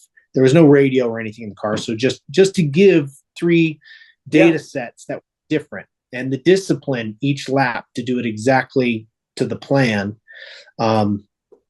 I start out some laps, okay, this one I'm not going to slide much. And then maybe 3 to 4 corners in, got 1 slide, and you're like, fuck it. And you just like, go That's my guy. It goes faster. Yeah. That's my guy. But yeah, so that much discipline is, it was admirable. That's what I got from Loeb. He's heads up. That's really cool. And I think, again, he was a bit of a game changer when he came into rally, where he drove a lot tidier. He wasn't a big, dramatic Colin type of guy. He was sort of the opposite. He was like the, pros, like Villeneuve, like sliding Formula One cars around, and, and you had other guys that were more tidy. Senna was a bit more tidy. He still slid the car around, but not nearly as much. And it was never opposite lock, kind of thing. And he's the same. Low. Yeah, he came from tarmac specialty grounds, so I think in the races that he had done, front wheel drive, tarmac, that was what he had done. So it was really about roll speed, keeping it straight. Now I think the cars have so much downforce, and who knows what Citroen had going on, but they probably were really starting to generate some good downforce then. And obviously all that downforce works a lot better when you're not sideways. So it's, he may have been able to sort of tap into some of that stuff on the way in better than others. But he also exposed, noticing the Extreme E-Truck even, he exposes himself to less drama, because there are little bumps and rocks and stuff, and you can't see every single one of them. And the more sideways you are, the more sidewall you basically present to the obstacle, the more yaw rebound you basically expose yourself to, and more steering input you need because of that. So, and more reacting you need, which as we've talked about a lot. You want to anticipating is what it's about not reacting. It's when you get to an Extreme E car where the steering rack is quite slow, It's low center of gravity for how high it is off the ground because the way the batteries are set. When it does get up in the air, it goes quick. So you like a don't Hobie cat. like a Hobie cat. There you go. You don't have much response because the rack is so slow. So you end up finding yourself really not you when you're sliding, you know that you're exposing your belly basically. Yeah, that's a good way to think of it. Actually, I like that you brought that up, and I think that's a pretty clever approach.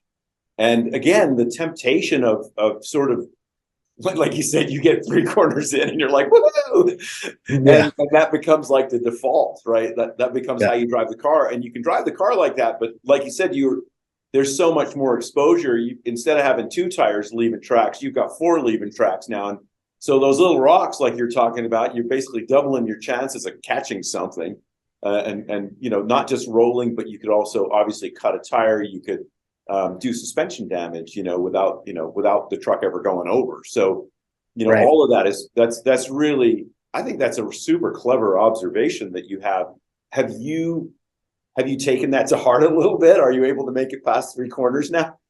Or yeah, no, 100%. And the steering is a little bit better, but it almost comes down to steering rate. Like in stunt cars, in rally cars, especially when you're on the snow where there is a lot of sliding around, all that. You notice when you get in the off-road trucks, the steering racks are so fast, it's just absurd.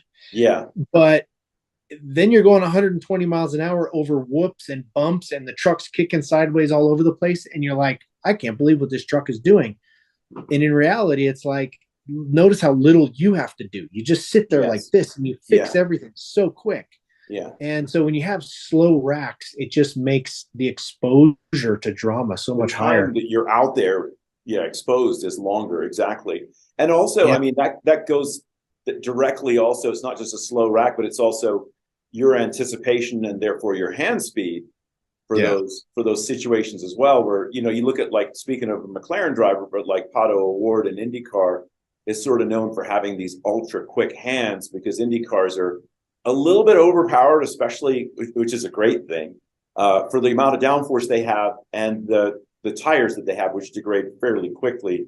And so they spend a lot of time with those little quick, wrist flick moments where you're trying to power down out of an exit, or you're charging into an entry and you're trying to have the car completely balanced, trying to manage that slip angle and keep it at the peak and not snapping into an oversteer moment. And when it does, but, flirting with the limit, inevitably you will have those moments. So that super quick rack and those super fast hands are the things that are earning you money, that are going to see you at the end of the race.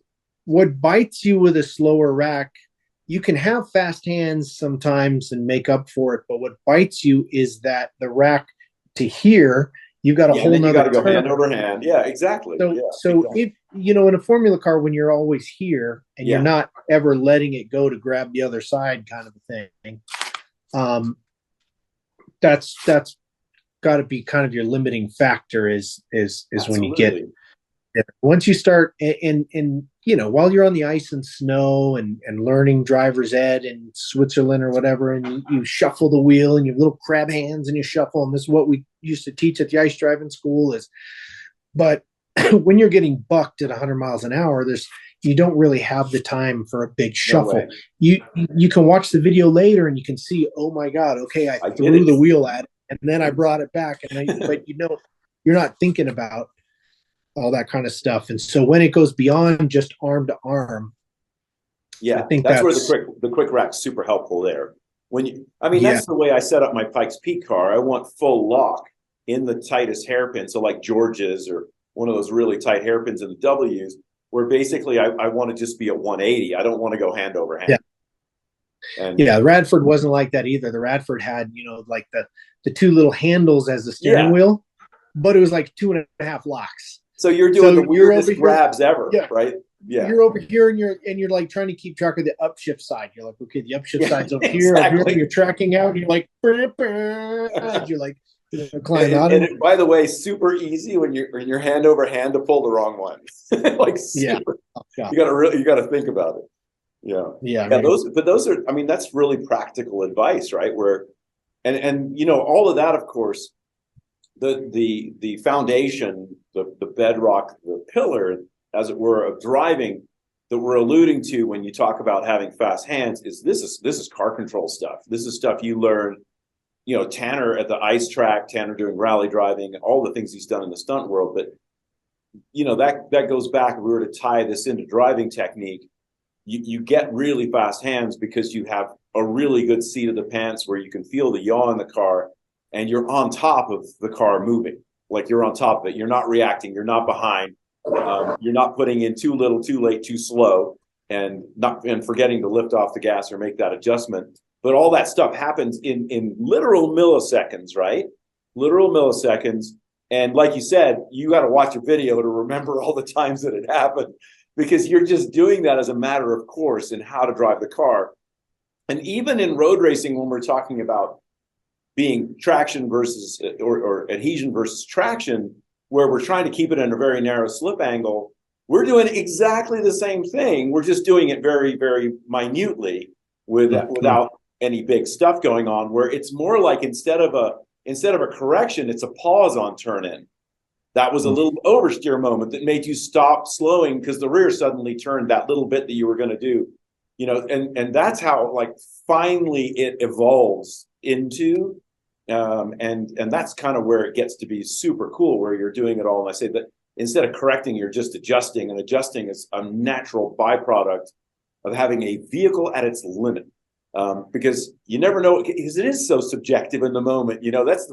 I also like take your take on this, but the engineers and all that are like, this is ideal and this is what we want you to do. But when you go out and drive the car, you don't have squiggly lines when you're driving the car. You only have your subjective feel, and then your experience tells you what the future might be like, what the next corner might be like. And in the moment, it's your subjective feel of what's actually happening versus what you thought was going to happen. And so we're such feel animals when it comes to that. So we're always sort of poking the tiger a little bit to know where the limit is, to make sure we're not undershooting, because if we assume the limit was somewhere and we found out, we lose this race, and then you go back and look at the data and you're like, well, really, I never went above 95% of what the tires could do, like you wouldn't belong in professional motorsports if you did that. So you're always like at the limit, balancing the car, doing the brake releases you're talking about, taking advantage of the little bits of grip that Colin McRae taught you, putting power down as efficiently as possible, steering as little as you can get away with, keeping your minimum speeds as high as you can. Like that's the meat and potatoes of what we do. And then having that experience to be very accurate in what you are perceiving the next corner is going to be like and how it actually does turn out. So I said, there's that. What are your thoughts on that? You did. For me, just like you remember, even from the Hot Wheels jump, I do the same thing in road racing, where I just try to simplify what I really have to do. So it's like with the Hot Wheels jump, the perfect scenario was you just stayed full throttle, right, over the jump. Didn't turn out like that, but that was the idea. Was let's set the suspension up, so all you have to do is be a monkey on the holding a wheel and just keep your foot to the floor, and that's it. And that's how every stunt I try to do. I try to just take the human out of it. And there's for road racing, I would try, and this may sound really rudimentary to you, but I would just try to find 4 things, maybe 3 on the track. Braking points. There's going to be a couple things that are counterintuitive, a couple turns, a couple little crusts of concrete that you need to get a piece of with the inside tire or something like that are always going to be there. But if I just find 3 or 4 break points, like actual markers, for me, when I go to road racing, that's what I need to start with. I start with those things, and then the rest of the track, the puzzle pieces sort of fall into place. If I'm getting my braking right, and I'm nice and late, and I'm getting off the brakes, and it feels like it's at the limit, the rest of the track rolls right into itself. That's perfect.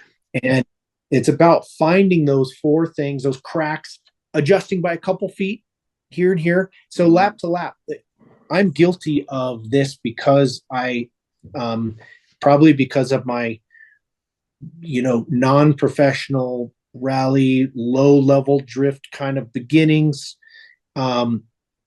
where I've been on teams where I thought, okay, I need to have good feedback.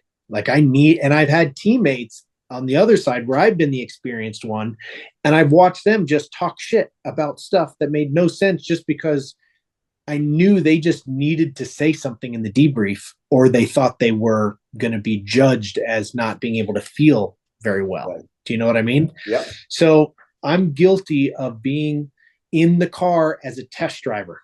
And the whole time I'm like, oh, did I get understeer there? Oh, maybe I did. Let's see. I wonder why I did that. And oh, this is this, and like thinking about all the stuff that we're going to talk about after the session. Yeah. Yeah. Instead of just focusing on a couple simple things, a couple breaking points, going as fast as I can, learning the million bits of input through the rest of the track, and pushing. And then after the fact, let yourself have the moment to rewind after the fact and go through it, and understand while you're driving, you don't have to sit there and collect data points and be like, okay, that's 3 things I got to remember to say, because then you're just distracted. So yes, for me, I narrow it down to simple things. Then if I watch video afterwards, it's amazing how you pick up every single bump and everything with video. I always call it like traumatic amnesia, which is a thing that helps save the brain from kind of an overload. When it experiences trauma, it just forgets about it. Sure. Yeah. Or pain. Like if it's too traumatic, it doesn't hurt. Yeah. Kind of thing. It just shuts it all off. So I think there's so much going on around a racetrack. Sometimes you do have that, but when you relive it through a video, it's unbelievable how much you remember. Oh, at this point it did this, or on lap 3 right here, you'll notice that I got a little hiccup on the motor there. So they go back and they find that in the data. In rally cars, the stages are so long that they put a button on the steering wheel. And when you had something happen that you wanted to talk about, you just push the button and it would put a tick in the data. And once you push the button, it was amazing how free your brain was from having to remember it. And so you could just move right on to the next corner. Yeah. But I think people are really guilty, especially people getting going in their racing. They're really guilty of being test drivers all the time, and not just running it and then reviewing later to figure out what could you change about the car that would make it faster, period. Right. Yeah. I think that's great advice, because at the end of the day, like we're saying, we're kind of feel animals, once we're in the car. And you mentioned, and I brought up, and obviously I talk a lot about flow, and flow is not going to happen if you're just too busy, sort of on a cognitive level. And I don't know if you've ever read this, but I recently read it where I was doing some research on just consciousness, because I was just curious about that for a blog I was writing about driving. That's available on the OptimumDrive.com website, by the way. And I was thinking about, this consciousness thing. So it turns out 95% of your cognitive bandwidth is subconscious. And only 5% is that one thing you can think about while you're conscious. Like so when when I was talking about instead of the normal person that does 1 step forward and 2 steps back, you were able to always kind of go forward. That's because you were very good at not messing up your subconscious flow that was happening. You just let it happen. And you were very good at just keeping that one little thing that we talked about that you were going to work on, and keeping that there in your conscious 5%, and then just integrating it into what you're already doing. That, like I said, that's super unusual. Usually it breaks people out of flow right away to introduce that. And that's kind of your whole point to what you were saying. It's like, and absolutely, and that's something that's very commonly said. I didn't coin the phrase, but I think it's accurate, and you described it. The corner starts at the brake application. And so if you get the brake application right, if it's the right level at the right place where you're carrying enough speed in the corner where the car, as you say, is at the limit. And the reason it needs to be at the limit is because all the stuff you need to do to the car is only based on it being at the limit. So if you're going too slow, the technique suddenly just doesn't matter anymore. You're just going too slow, and you basically wasted the corner. So all of that has to happen where you're bleeding that speed in the brake zone, and you're trying to reach that perfect turn-in point, and that turn-in point needs to happen at the right speed. The car needs to be in the right position. You need to turn it at the right rate, so you have the right amount of rotation in the vehicle or not. And then what is the balance of the vehicle at that particular moment too? Are you still on the brake? Are you off the brake because it's a high-speed corner? Are you dragging a bunch of brake in because you're afraid of a bunch of understeer that's about to happen if you didn't? All of those things. And as I described them, it's like, that's super complicated. You said 1,000 things. Last week, when I had Steve Dinan on, he said racing, the reason no one ever really goes fast in racing is because they always ask, what's the one thing that I can do to go faster? And he says, it's always 1,000 things worth 1,000th of a second. And no one's willing to do that. And I'm like, damn, I'm like, that's exactly it. It's that profound. Mm-hmm. But if there are so many things, and it's just 3 simple variables from 3 simple controls, where we're talking about a steering wheel, we're talking about a brake pedal and a gas pedal, but within them, there's just infinite variety of combination to optimize the car for that particular moment in that particular corner. And like you said, what are we looking for? We're looking for balance that keeps our minimum rolling speed through the corner. It turns the car efficiently. It squares up the exit, lets us get to power, and takes advantage of the natural terrain, as you said, that's there on the corner. All of that stuff. I think it's just it's a really cool thing. And I think for people that are trying to wrap their heads around it, it is, you've got to be really patient with yourself. You've got to be super rational all the time. It's not good to be an optimist while you're racing because you do dumb things. Or buying a house. Or, there's a lot of things where you got to look for the problems. Yeah, and you can't be a pessimist because you'll never try stuff, so you have to be a realist, to do this, and you have to be really honest with yourself. And you have to build a good foundation in that you have good car control and you have good basic technique. And then that way your decision making is actually pretty rational, because if there's any chink in your armor as far as, not understanding a particular foundational concept, then all your decision making would be flawed, And so you could be the most rational person in the world, but if your car control isn't good, you're never going to be that quick. And then you also have to, I wanted to bring this up earlier, but I thought of it just now. But when you were saying you get 3 corners in and you just want to slide the car, again, I'm smiling so broadly because, oh my God, that's all of us. Like the discipline to not do that is really, really hard. And it's kind of the dark side where car control can be, if you feel like it's impossible for you to lose control of a car. And you can get to that point. I feel like that a lot of times driving a lot of cars, like this car telegraphs so well and the steering rack is fast enough and I am on point well enough that I can just huck this thing about and not even worry about it, But there's a downside to that because you probably won't, that little bit of fear of I could lose it keeps you tidy. and then that kind of helps you snap out of the, I'm just gonna slide this thing everywhere because it's the most fun thing to do. Though it's not potentially the most productive thing to do unless we're in Formula D, or something like that. So I think those are all kind of cool little lessons. And I love, man, you've had such great input. Who else? So who else can you think of? Did you ever ride with Michael Schumacher? Did you ever ride with Vettel? Anyone else? Or watch them, anything you gleaned from their way they approach things, or anyone else? I mean, I got schooled. Well, Vettel and Michael were on a team. They were on the German team for Race of Champions.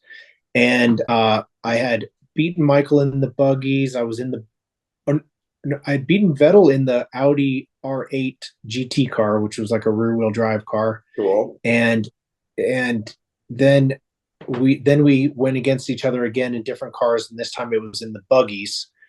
It was in Hamburg. It was freezing cold. It was critical to warm the tires up to the line. They were rally tires. They were hard. Who knows how old they were. So the whole time through the tunnel of the stadium, you're brake, slaloming around everywhere, just understeering everywhere, trying to get to heat in the fronts. The whole way, it was this ridiculous spastic ballet of these 2 cars just slopping around all the way up to the line. Whoever could warm them up the best would Yes. win. Yeah. And got at the line, and then Vettel waves, and he brings one of the scrutineers over, and he says there's something wrong with the suspension, and he has to go trade the car out. And he leaves me there for 5 minutes on the line in this freezing night race, shows up with a new car and destroys me. It was so half he does a lap. when he gets in that car. He does another warm up to get to the line. So he shows up. Yeah. It was a half a lap before I could get any heat in the front tire, especially half a lap. I knew off the line I'd have to do a burnout just to get some heat in the rear tires, which would be worth it. Just to heat. And it was already going to put you behind. Afterwards, Michael was like, "So, what happened to you that first half lap?" I don't know. It didn't go so well. And I was like, "You know exactly what happened." And I didn't. I mean, I wasn't thinking like on these strategy levels, you know. Yeah. And they were just laughing their asses off about it. But you know, it's in drifting. You know, at that point, I'd been doing drifting and rally. I think of those two sports, they're the most visceral sports ever. You're coming through a corner and rally that you've seen one or two times and never in the condition that it's in. Drifting, no two runs are the same, and you're door to door with somebody doing something totally different. So both are just completely visceral. There's no plan whatsoever that sticks past second gear. And there's so I never really did anything that involved strategy or forethought or anything like that. So even that little game, you know, and this was you know, Race of Champions was basically like to us, it would be like going to K1 and going karting, you know, for those guys. They're coming off of Formula One seasons and stuff. And this is just sort of a time they drink at night, you know, they're partying. They don't have to, you know, be fit, you know, or anything like that. It's just for fun. So so that started at that point. I mean, I realized that, you know, in real racing, in real racers, that, you know, these guys, I think Schumacher was the highest paid athlete in the world at that time. Yeah, absolutely. These, you know, there's nothing by chance. Everything is done with a thought process beforehand, with a strategy, with an anticipation of how it's going to go, and an analyzation of why it didn't go that way or why it did. And I think I got more serious after that, not because of getting schooled by Vettel, but just around that time in my career, combined with that. Kind of. I mean, that's all good stuff too. And that is the thing about, that's something I talk about even when I'm doing like AMG Academy and giving a basic line talk. I always tell the story of basically that Ernest Hemingway said there's only 3 real sports in the world: mountaineering. So you're good for 2 of the 3, by the way. Mountaineering, bullfighting, unless I don't know something about you that you're about to tell me. And motorsports. I was waiting for this revelation. I've done all. But the reason Hemingway said that was that they're the 3 that, you know, basically can kill you, that you've got real skin in the game. He says every other quote unquote sport, they're merely games. You know, they're games because they're, you know, there's not that serious an outcome to getting it completely wrong. And so, you know, it does take that sort of you know, mental focus, kind of realizing you know, you mentioned physiology, or I said it, but you were talking about it, but physiology, psychology, like the effect that all of this stuff has on you in the moment. We're saying, you know, we're not super smart when we're out in the car. We're pretty smart here. We can think about things and laugh about things and go on tangents and all of that. But in the car, we've got that little bit of cognitive bandwidth, and we're relying on all this muscle memory to get us through all these corners. And then we're trying to add little bits of refinement to whatever we're doing, you know, as we go, to try and maximize this limited amount of time we get on a track to try and maybe beat the people that showed up here to race against us, you know. And it's really an incredible thing when you think about sort of that mental focus that's required to kind of see this through. And I think that's why it's so challenging. It's why you love being a pilot. You know, it's kind of the same sort of thing where you have to maintain focus for very long amounts of time, you know, in tasks that can be kind of mundane because you do them so often. But there's so much risk involved for that moment when something goes wrong. that you need to be on top of it at all times. It's the same thing we talk about when we talk about autonomous cars. It's like, how are you going to take over in an emergency when you haven't been paying attention because your car's been driving you, for 2 hours? Like, how do you expect a human being to do that? Like, we're not invested.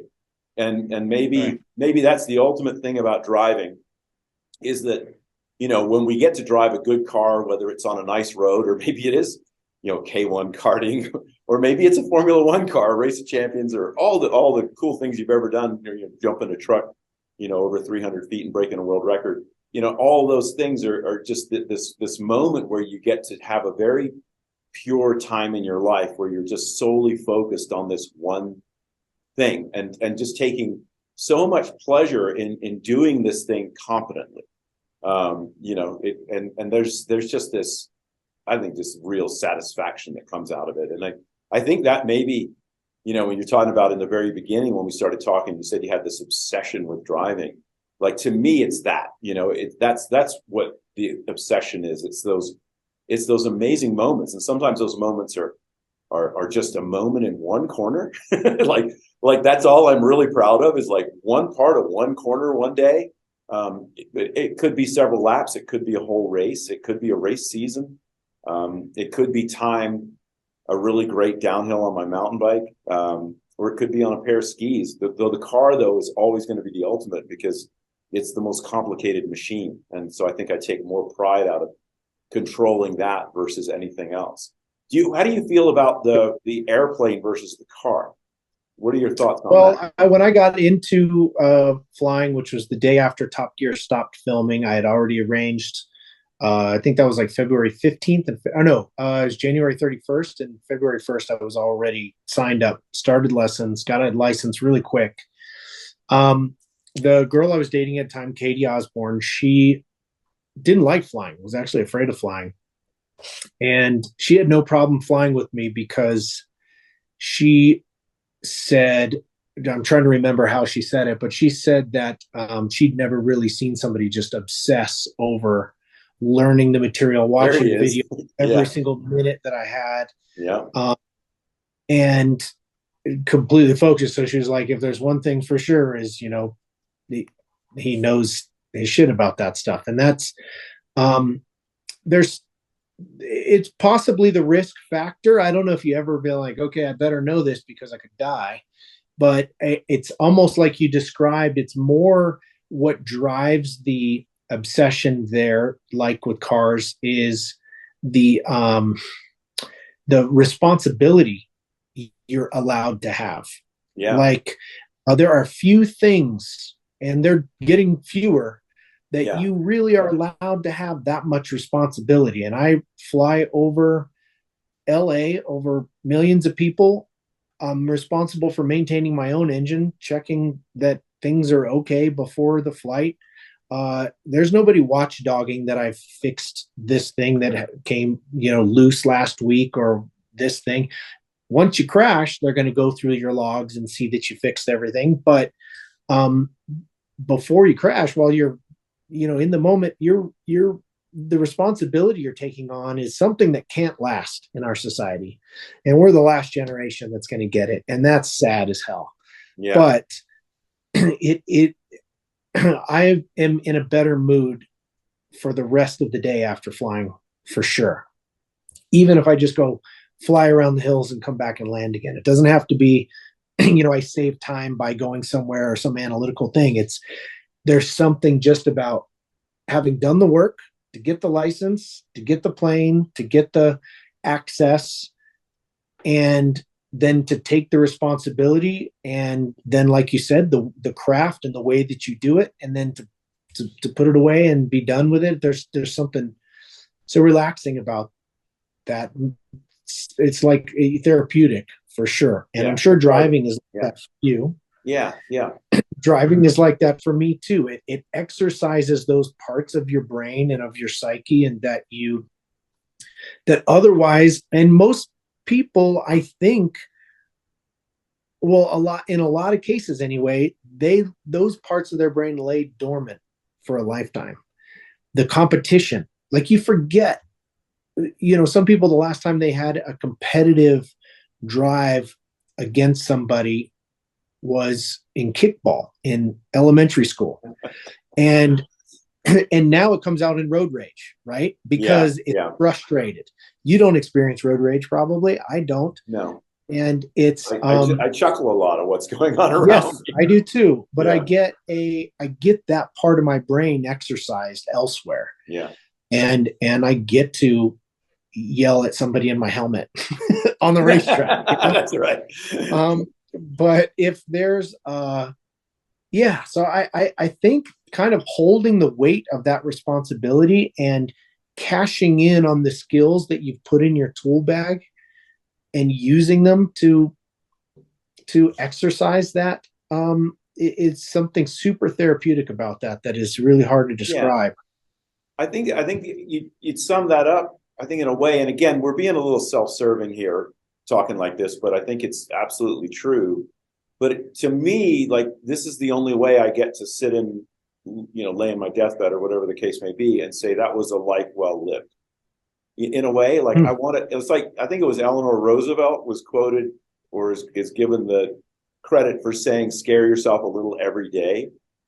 And it's like that, isn't it? It's like, challenge yourself and engage yourself and find passion and find obsession and all these things. And what we're describing is like kind of a really healthy outlet to do that in either flying a plane or motorsports or just something where, like you said, engage that brain, right? And maybe that's a great place to kind of leave this. Unless you have any little closing thought, then I just no. I mean, No. I'm good. Yes, yesterday I gave my sister a ride back to Denver. I took her to DIA, and just to caveat everything we've said, I have a tractor with wings. I don't have like a jet or some fancy, thing. I have a Bonanza that's a great plane, well built, very efficient. Actually, probably gets better gas mileage than virtually any other car that I have, sadly. But I gave my sister a ride to Denver, and I opted to take her straight to DIA and land with all the 777s. Cool. And taxied under the A bridge by the A terminal and everything in this, little, taxiing along with all watching the jet wash from everything. Yeah, totally. The wings going over the top. And it's like the taxi felt almost as long as the flight. It was about a 40-minute flight. And the taxi took at least 10 minutes anyway. But got there, and my sister was like, and it's nonstop. On the ground, I talked to 5 people, 5 different frequency changes just to taxi through different sections of the airport. Yeah, I had no idea it was like that. And I've never landed in an airport that big. Not just slotting in with the jets and going as fast as you can right to the ground, but then also the taxi. And we got there. My sister was silent the whole time, just letting me deal with the radio. Yeah. And shut the thing off. She's like, "I am so sorry. We could have gone to that." And I was like, "That was awesome." Like, oh my God, that was like the best. That's and I've flown with you, and I agree. I mean, you're a hell of a pilot, and actually, any of my racing friends are all really good pilots. Nico is a great pilot. Steve Dinan is a really good pilot, and so that's really cool. And I mean, I think that's a great way to sum it up. I want to thank you so much. You're a dear friend. You're a hell of a racer. And the thing about Tanner, I think hopefully you guys have all enjoyed this, is sort of how introspective you are and how well spoken you are about all these things you do and how you've done them. And you can see again why you've had the career you've had, and why you're thought of the way you are, why no bridges were burned behind you, and everyone's happy to have you back and talk to you. It was really cool, I think, to kind of, for us to sit down, you and I, who've been good friends for a really long time, and I learned a whole bunch just chatting with you, things we've never ever talked about because we've never really, kind of had this hanging over us while we did it. So, Tanner, if we've ever talked this long, we've talked this long. I've already had a couple drinks at this point. You've stayed sober, obviously, but I'm sure the drive you home in the van. Yeah, the conversation just got less and less interesting as we went. So finally, you're like, we're done. So thank you very much, Paul, for having me, and I will continue to pay you back for not firing me after getting kicked out of Tokyo Dells that one fateful night. But really appreciate it, and obviously love the book. So thanks for letting me be a part of that. Thanks. And read Tanner's foreword in my book. It is really thoughtful and great.